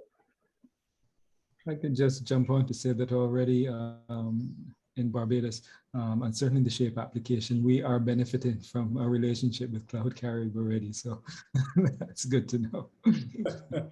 That's good to know. Yes, thank you very much for that. Right, I didn't see, let me see. Who was that there? I missed I picked up the voice. That was Ian. That was Ian. Ian, right. That distinct voice. I don't know how right, yes. I mean, and be aware that CloudCard has been really I looked at your presentation, Mark, yesterday when you said in about 6 territories CloudCard is actually operating now in, and we have about 3 others, including Trinidad and Tobago, where I'm based, and a few others. So, I mean, I'm seeing the growth and the rapid adoption of the technology across the region. Go ahead. Yeah, say one additional thing because it comes into my mind, and I know it's not in this discussion, and I know it's a discussion I think later on, maybe tomorrow, about ICT single space. And I think for cloud services sector and a cloud services industry development in the region, for a single ICT space could be very beneficial, particularly a single ICT regulatory space. So a couple of years ago, 2019, I guess it was, when they had the 30th anniversary for CTU, we did a demonstration with TSTT, Trinidad, on porting applications between cloud vendors. So we have our own private cloud, they have theirs, and we were able to port the application back and forth and demonstrate how easy it was. And ultimately, given the size of the region, if you can imagine a single ICT space where people can on demand request resources, and they don't have to worry whether these resources are in Jamaica, in Barbados, in the Bahamas. It's just, we need these resources. We don't need to go out and buy all of this equipment ourselves. We just say, give us the resources, and they get them, and they have the resources within hopefully a single regulatory jurisdiction, as well as a single ubiquitous kind of a cloud environment that's available both publicly for public sector and private sector. I think that's a vision that should certainly be within our I totally agree. I mean, and I suppose, I know today and tomorrow the regulatory forum is ongoing. I'm not sure if those discussions would arise. I'm sure they may at some point, but certainly those things that I would certainly take your point, Eamonn, and pass it on to Selby. And I'm sure that can be a topic of discussion tomorrow, because our session finishes today. and the regulatory forum continues tomorrow. So I'd certainly bring that as a point of conversation and discussion across. So if there are there any more questions, comments? And we don't have any questions at this point. I think, well, Eamonn and Mark, your presentation was comprehensive and well understood. And we, as I said, we're really happy to have you on board as a partner. And certainly we have to continue that conversation with the Center of Excellence. And because at the CTU, we do have a Center of Excellence initiative. And certainly this, I can see some correlation between what you're doing and what we're doing here at the CTU. And certainly there's a number of opportunities for members to benefit, especially in terms of training and capacity building, which is something we're trying to accelerate in the region. So thanks a lot and excellent presentation. Thank you very much, Gino. Great. Thank you. So we are going to move on to the final session today. We are going to ask Scott Gallant of Key Solutions. Scott has extensive experience sourcing capabilities for government departments, ministries, such as health, immigration, tourism, labor, with capabilities to combat world health threats such as COVID-19 and optimizing business processes for immigration, customs, health, tourism at border entry points. So at this point, we would ask Scott to share with us for a bit. Thank you, Junior. I appreciate it. Yeah, this is Scott Gallant of Keyed Systems. And certainly the conversation is resonating clearly. I'm sorry, Junior? Commenting? No, I didn't comment. We're hearing you clearly, though. We are hearing you clearly. You can proceed. All right, well, wonderful. Yeah, I think I'm hearing a theme, and I think the theme actually is a resonant focus of what the conference is all about, and that clearly is collaboration. And unfortunately, we've got some overlapping sessions and whatnot, and I think that's such a challenge because there's so many good commentaries and positions that have been out there exposing certain challenges as well as opportunities in the last day or so within these sessions to collaborate, build not just a collaborative community of excellence, but rather even a community of practice where dealing with the trials and tribulations in different aspects of technology. And so we'll take it back to COVID-19 response for just a moment here, as that's our focus. I know earlier in the day, there was a presentation by Mr. Withers and others around the SHAPE solution Barbados. Our organization formed as a result of numerous parties working both in the public health sector, working with esteemed doctors, as well as technology and data governance individuals, security and privacy experts, in more of a humanitarian movement to try to move data standards and technology standards in the space 1.5 years, 2 years ago. Many of us had come from 10 or 15, 20 years of experience working on these standards for other efforts of world health threats. And so it just happens that we have one on top of our plates right now that we've been dealing with for quite some time. It's really knocking us to our knees. And it's causing us to challenge our existing technology footprint and how we do work. And so I think the answer is not necessarily just in the ones and zeros, but it is this concept of collaboration. It's this concept of governance, and we're starting to do things in such new ways and innovative ways. And this is an amazing opportunity to share and not just leave this conference with what you might have gathered through our talking heads, but rather take initiative and take action for next steps. And so with that, we've had a great presence and the wonderful working relationship and opportunity to deliver for the great people of Barbados. And I'd love to share a little bit of our work. This is building right off of, if you happen to see Ian's presentation, some of the other information that was presented today. I should be sharing screen at the moment. If someone could confirm for me, here we go. Yes, it's on. I'm seeing it screen. Super.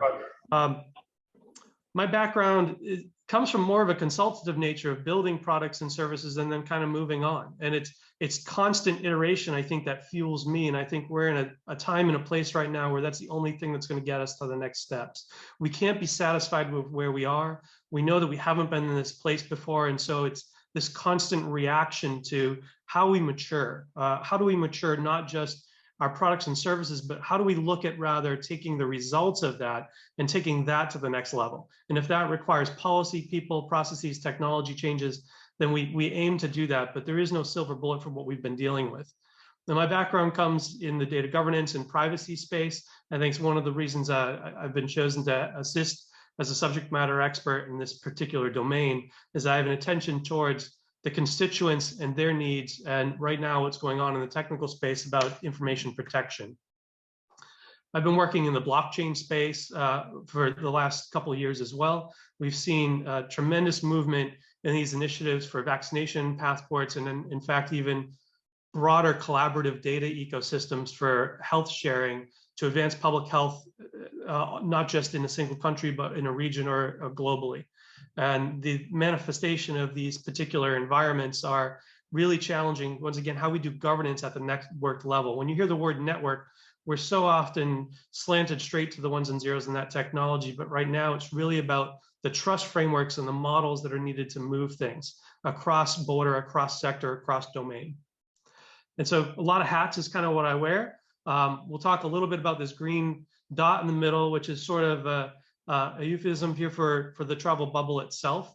Not much else to say about what we're doing here, but some of these folks working on the humanitarian side of things came together. And as a result of doing the more recent work here in the Caribbean, the organization called SAFE is formed to try to make sure that there's a means to operate and institute some of the standards and practices that we've been deriving and working on in regional and global forums, both at the data level and in the public health, at the public health level.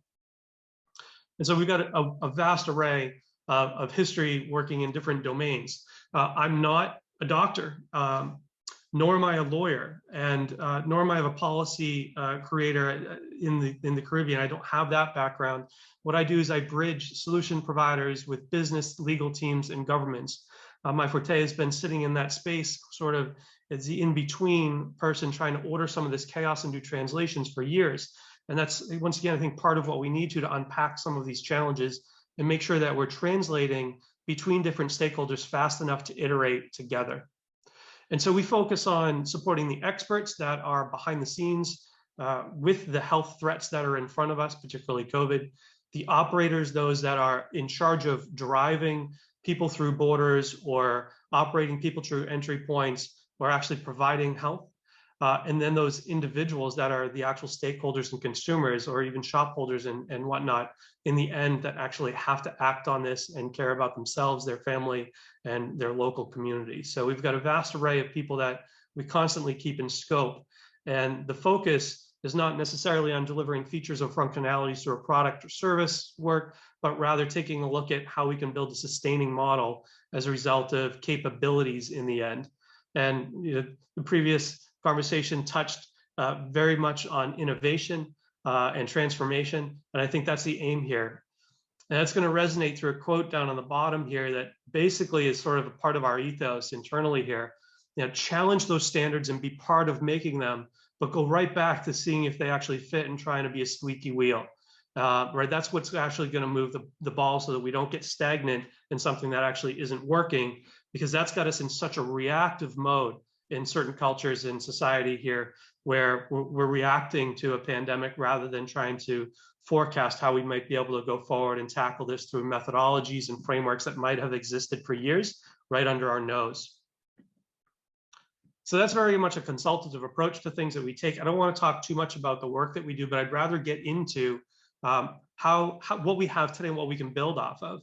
What kind of solutions, assets, strategies exist that can get tossed right into the bucket for the regional, the bubble and other collaborative environment work. The challenge of COVID-19 isn't particularly about the disease itself, as we all know, right? We're finally, and it's been a while now, I suppose, that we're all impacted through other areas of life, whether we're industry leaders at a government level, running sectoral-based organizations that are cross-jurisdiction, or whether we're just part of our immediate community and have impact through economic stimulant. There's a lot going on, and we're seeing this impact across the board, of course. And so the right solutions that are being implemented now need not to just be a Ministry of Health solution, for example, or a tourist solution, but rather be cross-pollinating together. And so we've got these dynamic and collaborative forums and ecosystems, thanks to CTU and others that are building the dynamic way to work together. And that's what we need to really focus on and make sure that we're leaving certain hats at the door, coming in with that agnostic approach to work together and move the ball globally. And there's some sideline things that are impacted here too. So if you take a look at some of the sidebars, the attention to personal privacy and the impacts that result as a result, the impacts as a result of putting forth certain solutions, there's unintended consequences that are popping out here. We're starting to see those. The evolution of the pandemic's response solutions and technologies and policies that are out there are now starting to kind of change phase. I'd say that the first 6 months of this, we were all running and scraping and running around to figure out what is it that we can put in place to continue engagement and continuing to do business, even if it's not business as usual. What can we put to keep from hemorrhaging?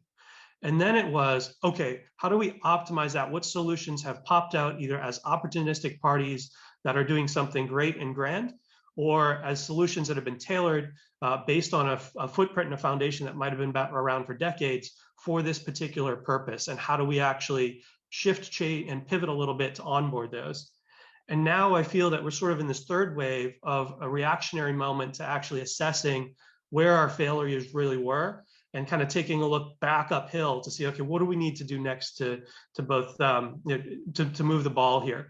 It may be funding, it may be technology, it may be policy failures, it may be branding and confidence of our peoples and our constituents. But we're in this reaction phase now where we've tried something great. Let's try to stabilize a few of these pieces. We know some of them aren't working. What do we need to do next? And most bridges and most paths are leading to this collaborative effort moving forward. Pandemic response technologies, there's a laundry list of them, right? And in each of these, we can talk about, once again, the people, processes, and technologies that are trying to solve for some of these particular bullets, either together or separate. And this is just a short list. There's probably many, many more we can throw at here. But as you're reading through this, I'm sure you're like, okay, yes, I see that's how that's impacting me, my organization, the work we do. But I can also see where this stuff is starting to impact me in my daily routines and my daily life, and with those that I love, my family, friends, and those around me. And so our call to action that Forum Safe and had the great partnership to be able to do work in the Caribbean, particularly for Barbados, was really around this highlighted one around quarantine monitoring, but it's become so much more. And I think we all recognize now that it's a holistic ecosystem that has to come together. And so there is no silver bullet solution. There is no one provider that is doing any of these things. And I ask everybody to maintain an open concept towards a consultative nature of elaborating, collaborating, and innovating. And a key word from the technology standpoint there is integration. And usually these integrations in this aspect of how we connect systems, it often takes about 80% of our efforts in some of these costs and timelines to get technologies onboarded. And so what we need to do is reduce that burden. We really need to reduce that burden and that friction. That's what's causing some timeline concerns around this that are really allowing disease to kind of move fast. So that challenge that I said is not just to build the one solution and say, okay, we've now reacted, we've put something in place, and it looks like it's working. What we want to do is innovate to the point that we're thinking ahead of the game, right? We're being proactive about this for the next thing that's coming down the road. And it's not too early to say that. We are all absolutely burdened with our day-to-day. We're trying to respond to this. We're doing the best we can. There are people on the front lines literally dying to save others. And I have so much appreciation for the hard work that's being done by our front line and our officials, as well as those of us behind the scenes doing this. But we are at a point, we have the skills, we have the expertise, and we have the handshakes we can do to take the next steps to think proactively about how we're solving for not just COVID, but other world health threats. And so let's call attention to the travel bubble and the work that's been done to put together a framework and a footprint by many of us. And we'll certainly call attention to CARP IGA, the work and the partnership CTU and others have done together to move the ball on that. I think what we need to do is, once again, leave this set of these few days of extremely enriching conversation and really start that call to action to get on the horn, get on the call regularly, and put our brands and our names aside, whether it's for-profit, nonprofit, government, education, healthcare, let's get the right stakeholders moving here. And I absolutely want to take advantage of the fact that there are communities of excellence that have formed and maybe don't have all the right representation today, but the profile is there, and we're already able to take advantage of the platform as an advocacy point to do this. And so I'm really excited to see what comes as a result of all the great stuff I've learned in the last couple of days here. The shared vision as we see it around a bubble involves not just technologies for border crossing, but backgrounding that a set of technologies and of course the governance framework that's needed. There's been many conversations on that, particularly in parallel in the regulatory conference and some of the opening remarks that I've heard that are resonating with me. But we do need this community of best practice to evolve. And I think what that takes is understanding what everybody's doing to continue the evaluation and let the cream rise to the top for that, and see what we can do about commoditizing these results in a way that everybody can affordably, equitably adopt. And that's kind of one of these keys here too, is equity and equality through this. We have ability to lower cost, lower total cost and the overall cost of ownership, and really stimulate maturity through collaborative environments to see next level solutions evolve over time. There's this concept of health data networks that's forming, that's leveraged here. I happen to be based in the US. We're working on coordinated data registries. There's a great deal of disarray amongst our federal and our state approaches here. The feds often standing back, allowing states to have autonomy to do things, the states having different red and blue opinions on how we can do things. And it's certainly a mess. And I hope that as dust settles, what we'll see is the result of some of those wars and barriers are going to produce some of this cream that can rise to the top, that we can really produce and commoditize things for a practice that others can move forward. There are numerous standard bodies around the use of blockchain philosophies to move self-sovereign identity that can do vaccination passes across borders, of course. I know we're all familiar with multiple of those initiatives, and we're engaged with many of those, trying to really see, okay, well, how do we just shake hands to know that if there's only going to be one, you know, that everybody can be involved in the one.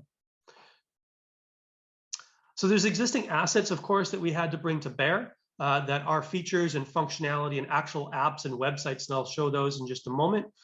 Here's a short list of some of those that we at SAFE and Keyed Systems have produced and onboarded with the government of Barbados for border entry in combination with the Ministry of Health and Wellness, and great feedback from stakeholders such as Immigration, Customs, Tourism, and others as well. I don't want to try to repeat anything that might have already been spoken, so we'll move forward briefly, but there's some connections and integrations there to other known and expected dependent systems that have a role now as well as in the future. And we need to break the borders between these different bullets to assure that the different ownership and representation, whether it's different departments or ministries within an organization, whether it's public and private relationships, and whether it's in foreign, domestic, we take advantage of this opportunity to kind of break some of the barriers there. The reference architecture then for something that might work for the Caribbean travel bubble from a technology standpoint to align with parameters that have already been expressed and frameworks that are out there might come from what Barbados has done with what they've represented as BIMSAFE, which is a licensed version of the SAFE software. It's completely customized and completely integrated with the Ministry of Health systems that are connected to many other assets across the government of Barbados. There are a few primary concepts of BIMSAFE. I mentioned its origin came from the desire to have some tracking through wearables for quarantine monitoring and restricted movement assignments to inbound travelers, particularly those from high-risk nations. Now, of course, over the course of this pandemic, we've seen parameters around health policies and protocols change on sometimes a bi-weekly basis. And that's happening across the globe. So we're now nimble at the point of our health officials being able to evaluate based on numerous metrics, including economic impact, spread, et cetera, to try to nimbly change those protocols to best meet the needs of their particular nation. Now that comes, those decisions, when placed into a framework around a Caribbean bubble, kind of bring up a challenge, right? There's this sort of juxtaposition of, well, how do I have autonomy as a nation to do what I might need to do for my border entry, prescribe protocols for my sectors and my businesses, but also adhere to a governance protocol, a set of standards and policies that might be dutifully charged through jurying and governance at a broader level for the region or potentially even for the globe. And there are ways that we can do that where we can provide enough flexibility for local movements, local changes on the fly, but in a prescriptive manner through a governance strategy that is jointly built through parties that have been on all these calls today. And so you see some of the particular requirements of what has been produced and delivered through BIMSAFE. Generally speaking, the basic flow, as this was produced a year and a half ago, is to allow pre-travelers to fill out enough information to facilitate fast tracking to airport, be assigned a wearable or a delivered device that can work with technology, whether that's phone, Bluetooth, Wi-Fi, et cetera, to monitor you at a muster site and an approved quarantine location. Throughout the process, we'd see a number of events about potential breaches to that protocol. We deal with symptoms management and symptoms reporting. And then, once complete, of course, conclude and enjoy. But potentially use this as a valuable asset that you have in your hands, a website, a relationship with the government and stakeholders to learn about the advancement of other health protocols, to realize more about the brand of, in this particular case, Barbados, and how they wish to deliver their services and the value that can come through a tourism state as well as through a resident state to those constituents that those stakeholders that may need to use this particular app or set of resources, and then allow them to have access to the right tools and health aids as they go forward. Now, our ambition was to make sure these tools were produced in such a way, or leverage tools from the marketplace that's out there in such a way that they can be reused for other world health threats as well. And so the ecosystem that was produced, and I'm going to skip this slide here because this basically says the same thing. Those in green are things that SAFE has delivered in conjunction with the ministry systems and other vendors and providers that provide probably many more circles than what you're just seeing on screen here today. But what we're calling BIMSAFE is really underselling the app. It's an entire ecosystem backing this up. And the amount of dependencies and taking a next life innovative approach to this was key to the design that Barbados had put forth on the plate, the charges that they had placed in front of us, and what's been delivered. So I'll come back to this, but the key is to take a look at this shared vision and see what technologies that have been implemented here in Barbados, but as well as across in our neighboring countries and in all the region, how they can come together to form sort of a one-size set of marketplace solutions that can provide a set of options that can be customly tailored to the needs of an individual government, an individual sector association or consortia, or potentially even an individual organization. And many of these tools are repurposed from, such as ours, from something that may assist in corporate back to work or back to school or entry to a restaurant, of course. So we're seeing plenty of QR code scans and nothing different there. We're going to show you one of those in a minute. But there's a complete alignment to all the other conversations that have been done, and it's been in parallel to the work that Barbados has done from day one on this. It's just a matter now of, okay, we are still very, very busy reacting and responding to what's in front of us right now, what I have to do based on my job title and my duties over the last 20 years and the changes that have been placed in front of me, but it's time to sort of rise up and see what we can do to scale together.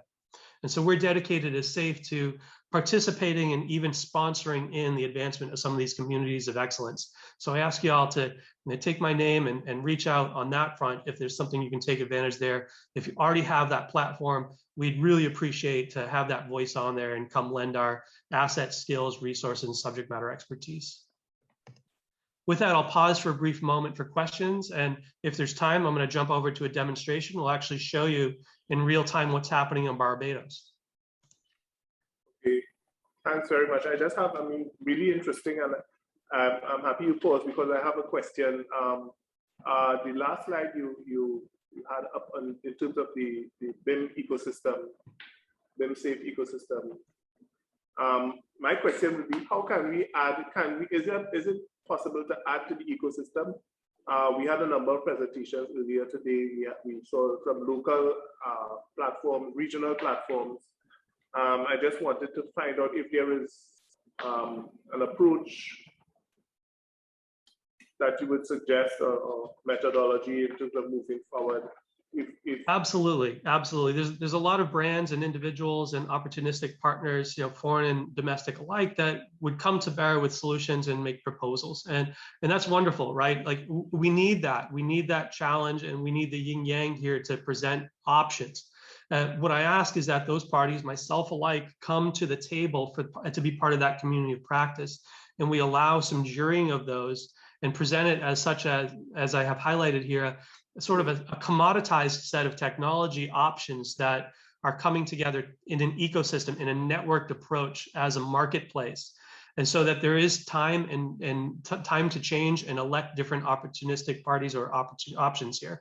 The other thing to recognize is there may be failures in some of these technology solutions that don't permeate and present themselves for another year or two. And so parties that have invested so heavily for the last year or two may end up in a change situation a year or two from now. And we want to have those handlers right there ready to move for them. And I think that we can do that by creating a marketplace situation, somewhat governed by this networked approach of commoditizing technologies. Okay. And one thought on that. One thought on that is to build an equity approach for those for-profit, nonprofit, and even government partners to feed in their assets. And that's how we want to do it. We don't want our foreign representation, for example, to pick up the speed here. Part of the goal from day one and part of the charges here is you see Innovation Hub and Economic Impact Work Group also as two bullets here. As already stated, just before I came on and in other sessions, building the skills and capacity local is critical to moving forward. Now, I am an educator by nature as well. I have 22 years in the education sector, working on building next generation skills. And again, it's about being proactive instead of reactive. And so we want to really try to, as we say over here, shoot the puck to where the skater is going, and not where we're seeing that goal. So I think you hit it on the head, Junior, where there are ways that we can do that. Again, it requires leaving some egos at the door and coming to a table that is agnostic. And we thank you all for presenting something that we can work off of for that. Yes, actually, you're leading right into my next question. I had a number of questions because my thinking, I'm listening to you, some of the things you actually addressed in your response here about, like you would want to have an incubated environment where you may have anchor tenants or stronger entities, but they more or less play an incubating or supporting role as opposed to a dominating role. So you give the smaller entities opportunities to emerge and to thrive and stuff, as well as the other part of it, the innovation hub, which I had a question on in terms of how do you engage let's say universities, private sector, government, civil society in creating that innovation hub. And because I think that is an important part of the Center of Excellence that we spoke about before in the previous presentation with Carib and the CTU as well. We are really heavily invested in terms of a regional center of excellence. And so the innovation hubs are important part of that. To build that out, I know they exist in other parts of the world, Korea and in the US, but in the region, we really don't have an innovation hub. And how does all of that play into the ecosystem? Yeah, and I think the first thing to recognize is that bullets that you saw on the list are not things that we as SAFE want to deliver. They're things that we want to be involved in. And the great news is, over the last year, I've built some wonderful relationships with parties in previous sessions today and yesterday. I'll call attention to Dr. Annalie Bab. Annalie's focus in Barbados and generally at large in the Caribbean, a real great call to action to try to move the innovation hub forward. So that we're not just focusing on COVID response, right? But we have a platform and a vehicle that we can pivot and change the incoming investments of both dollars as well as skills to where they're needed today, because that's going to change a year from now. And so if we think of sort of these incubator and accelerator programs that happen globally, I've been a mentor for many of them here in the United States for small startups, sending mentorships from successful companies globally into the field to help move foreign and domestic companies that want a footprint in the US.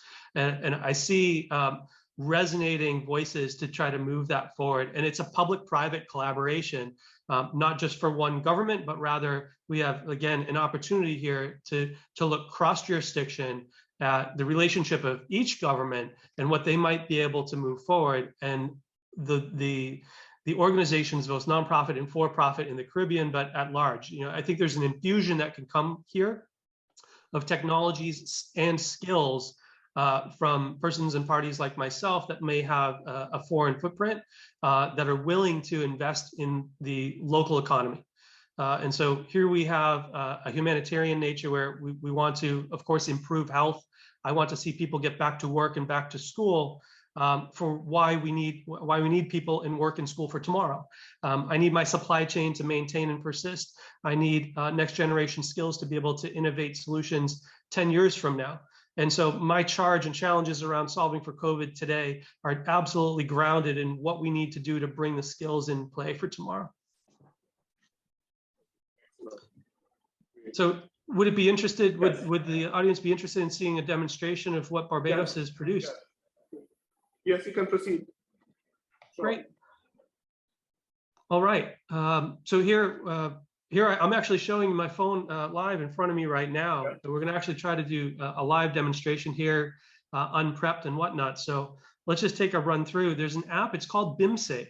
And so BIMSafe is the white labeled version of our solution that is used only Barbados, but Barbados has will to assure that there might be an ability to integrate, of course, through backend services, other systems in BIMSafe, the app itself, to gather trust from a bubble relationship for vaccination, tests, citizenship information that may come from neighboring nations, and potentially even on a broader scope, taking a look at a networked approach to leverage and take advantage of vaccination and health passports that are coming from major initiatives globally. In the US, I'm involved in one of them that looks across the 50 disparate state registries of vaccination and tries to pull those together in a normalized fashion to send into a decentralized blockchain solution that can then feed things like Green Pass and IATA Pass or IATA's work. So we're definitely working on all those relationships behind the scenes, and it just takes involvement from all stakeholders. We're getting there, it's still a little bit slow. And so we have a lot of narrative, and we're actually looking at a QA environment right now, set to go live, I believe, in a week or two. There's a few changes in here, so I hope I don't encounter any bugs. But we're very much focused on the just-in-time experience of educating travelers what's happening, both from a permissioning and a privacy standpoint, but also from how the brand wishes to present itself. Most of the individuals using this app will, of course, be tourists traveling to the area. We have a workforce coming to do business, and we have returning and migrating residents as well. A lot of, you can download this, so I'm not going to go through much of the public information. Feel free to download BIMSafe and take a look around. There's a lot of public information. You can gather information about the latest health travel protocols, statistics, and other information that is just available ad hoc if you wish to download the app. Generally, the guts of what's happening behind the scenes with interactions start when you do this thing called entering your travel code. The travel code is basically our output from the immigration systems and the JRCC hosted immigration forms. So your ED card or your form will produce a receipt ID. That receipt ID is in fact your travel code. And so permissioning again is important. We are very privacy conscious here, and the errors you're seeing down the bottom because I'm in debug mode, so forgive that. I'm gonna, I believe I have one here handy. And I probably have some of the team hanging out. I know Ian's with me, but I'm going to actually scan a QR code that would represent a barcode on the output documents that come from kiosks and printed emails after I fill out my travel code. There's one of them there. This one happens to be called BIMSafe Test 3. And I'm going to put a nickname. Now you notice that I did not register with a username and password in the app. We try to keep the footprint of what the app does with personal data very, very low. Now I'm a privacy professional by trade. I have pan-European certification, GDPR attention. I'm aware very well of some of the Barbadian laws and Caribbean laws and here in the US. So we're very, very conscious of privacy and how we built this. You can see that there's something there that says wristband connect, and then some other options for a questionnaire, test result, and vaccination, all to be uploaded or dealt with here. What we just did was we did a connection to live systems through Shape. Ian is here on with us, which has access to and is querying through the immigration data to recognize that that travel code was real, authorized, and known. You can't just enter anything. So we've just made a tie with this particular device, an instance of the app, to a known individual. We can connect a wristband, although that doesn't happen until we hit the airport. I'm going to show you a wristband real quick, just in case we don't get to it. Our BIM safe wristbands look like this in front of me here. You should be able to see that. This is a Bluetooth monitoring device, only required from certain individuals that have to go through a restricted movement period. That restricted movement period changes based on protocols, but depending on the nature of where you've came from and whether you have tests and vaccination, you may be subject to wearing one of these. We can actually connect it. So I just moved my finger from the screen and tried to connect an actual code. We'll see if that pops up in a minute here. It may not in QA, but I think we all understand what's happening there. Is what we're going to do is have that wristband applied by officials at the airport. There are other wearables that can be kind of modified and dropped into the system here. In fact, you can do it just with the phone and Bluetooth from the phone as well to understand location. But that is actually connecting to an approved accommodation database that, because we did a lookup of that traveler a moment ago, we understand where the accommodation is that they're supposed to stay at. That accommodation has a very robust process of maturing and approvals on the background. Now, that wristband wasn't found there. We're going to skip that for just a moment. And let me move a few windows out of band here. And we'll come back to that because that wristband application doesn't actually happen until we get landed anyway.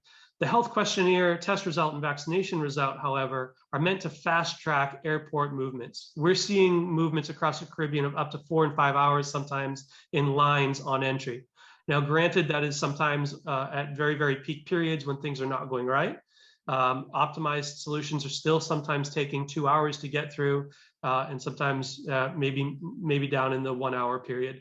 Now, Barbados has been able to significantly move the bar on that down to 30 minutes at certain times, but we're still seeing some backlogs.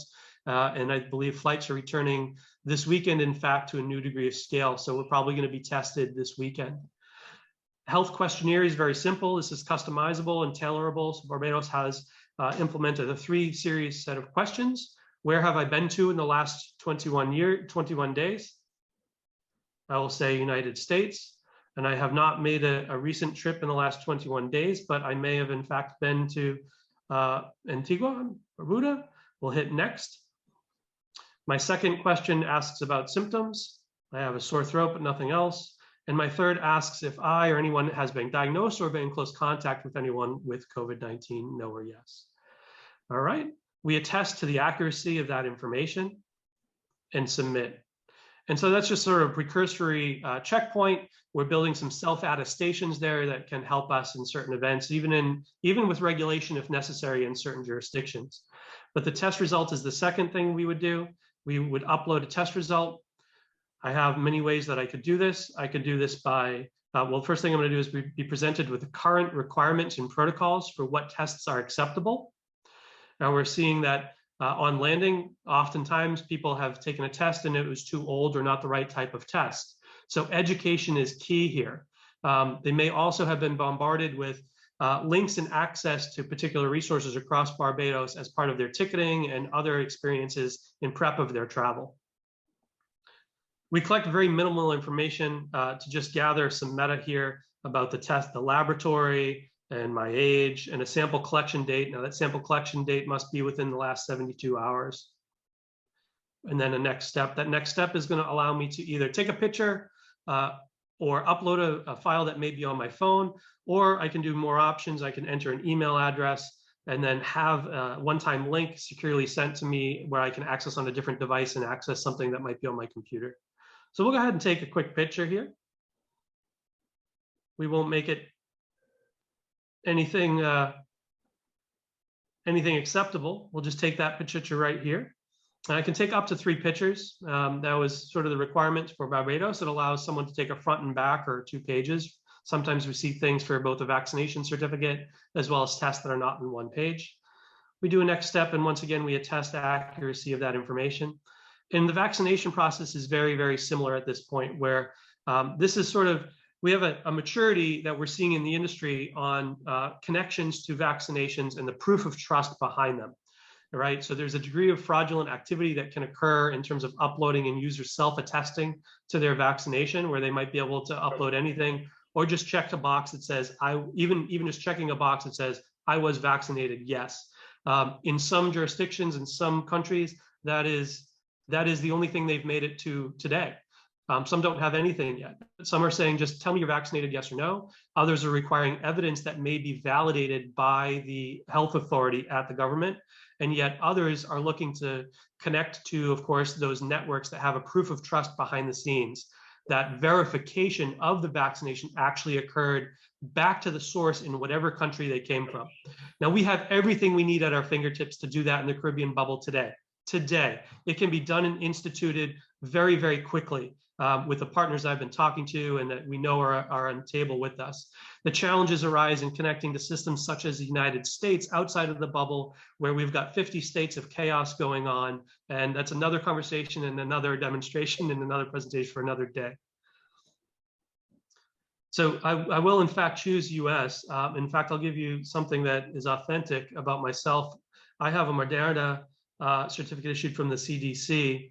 I might lie about my age to y'all right now, but I'll say that all doses are complete. And my last dose date must be at least 14 days ago as part of the requirements of entry to Barbados. I hit next step. I'm warned about that, and I can go back even further. I have the ability to once again take pictures or upload something. I'm going to take a picture again because I just happen to have it sitting next to me here. I could take front, back, left, right, and get everything I need uploaded and hit next step. Now, of course, the next step in this is to do a native integration to those partners we're talking about, but that's not on deck for production release right now in Barbados. What you're seeing right now is generally in production right now and required of travelers and residents returning. Once those 3 tasks are completed, I've done my business as a potential traveler coming to island in the next few days. Now, what I've done is going to reduce the burden on island of resources and staff at airport, which is also going to reduce the human one-to-one interface that is spreading COVID-19, and it's going to assist with the frustrations of our travelers and our airport and our health staff that are currently burdened beyond capacity, right? So you can see down the bottom, it says something is not complete. I got a little exclamation point. Over there, I can see myself as the only traveler on this phone. We can take up to 6 travelers on this phone because I may be with a family. Clicking on that, I can see that something hasn't been completed, and it's my wristband that's not done yet, but no problem. As a result of uploading that information, the government of Barbados now has access to a validation tool where they can go ahead and approve, deny, or mark things for further review. I can show you that for a brief moment too. I'll stop once more for questions while I pull that up.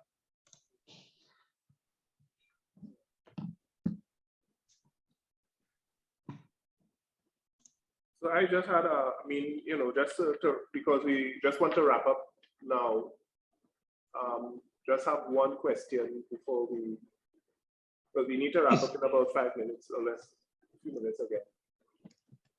Please, sure. Yes. All right, so the issue of trust frameworks, I think, came up, you mentioned it before.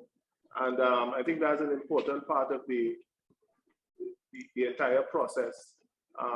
And so if we are talking about trust frameworks in the context of, for instance, rolling out a digital identity solution, yes, that is an important part of, trust frameworks are important across the region, are an important part of that initiative or that endeavor. So are there any recommendations in terms of, you would put forward in terms of process or approach or strategies or methodologies that you would put forward?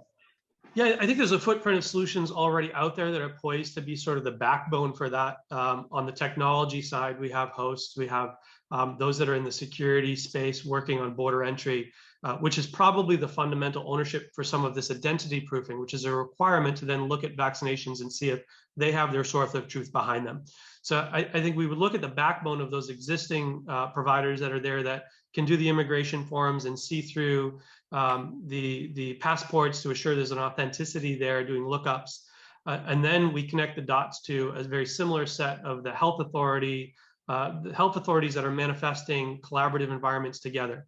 That data registry network that I mentioned very easily can have the right degrees of controls from security standpoint to not necessarily share passports and health vaccine data across Caribbean nations, but it can be a single solidified approach and even technology hosted in a single place that can get all the benefits of the security and whatnot from a collaborative approach.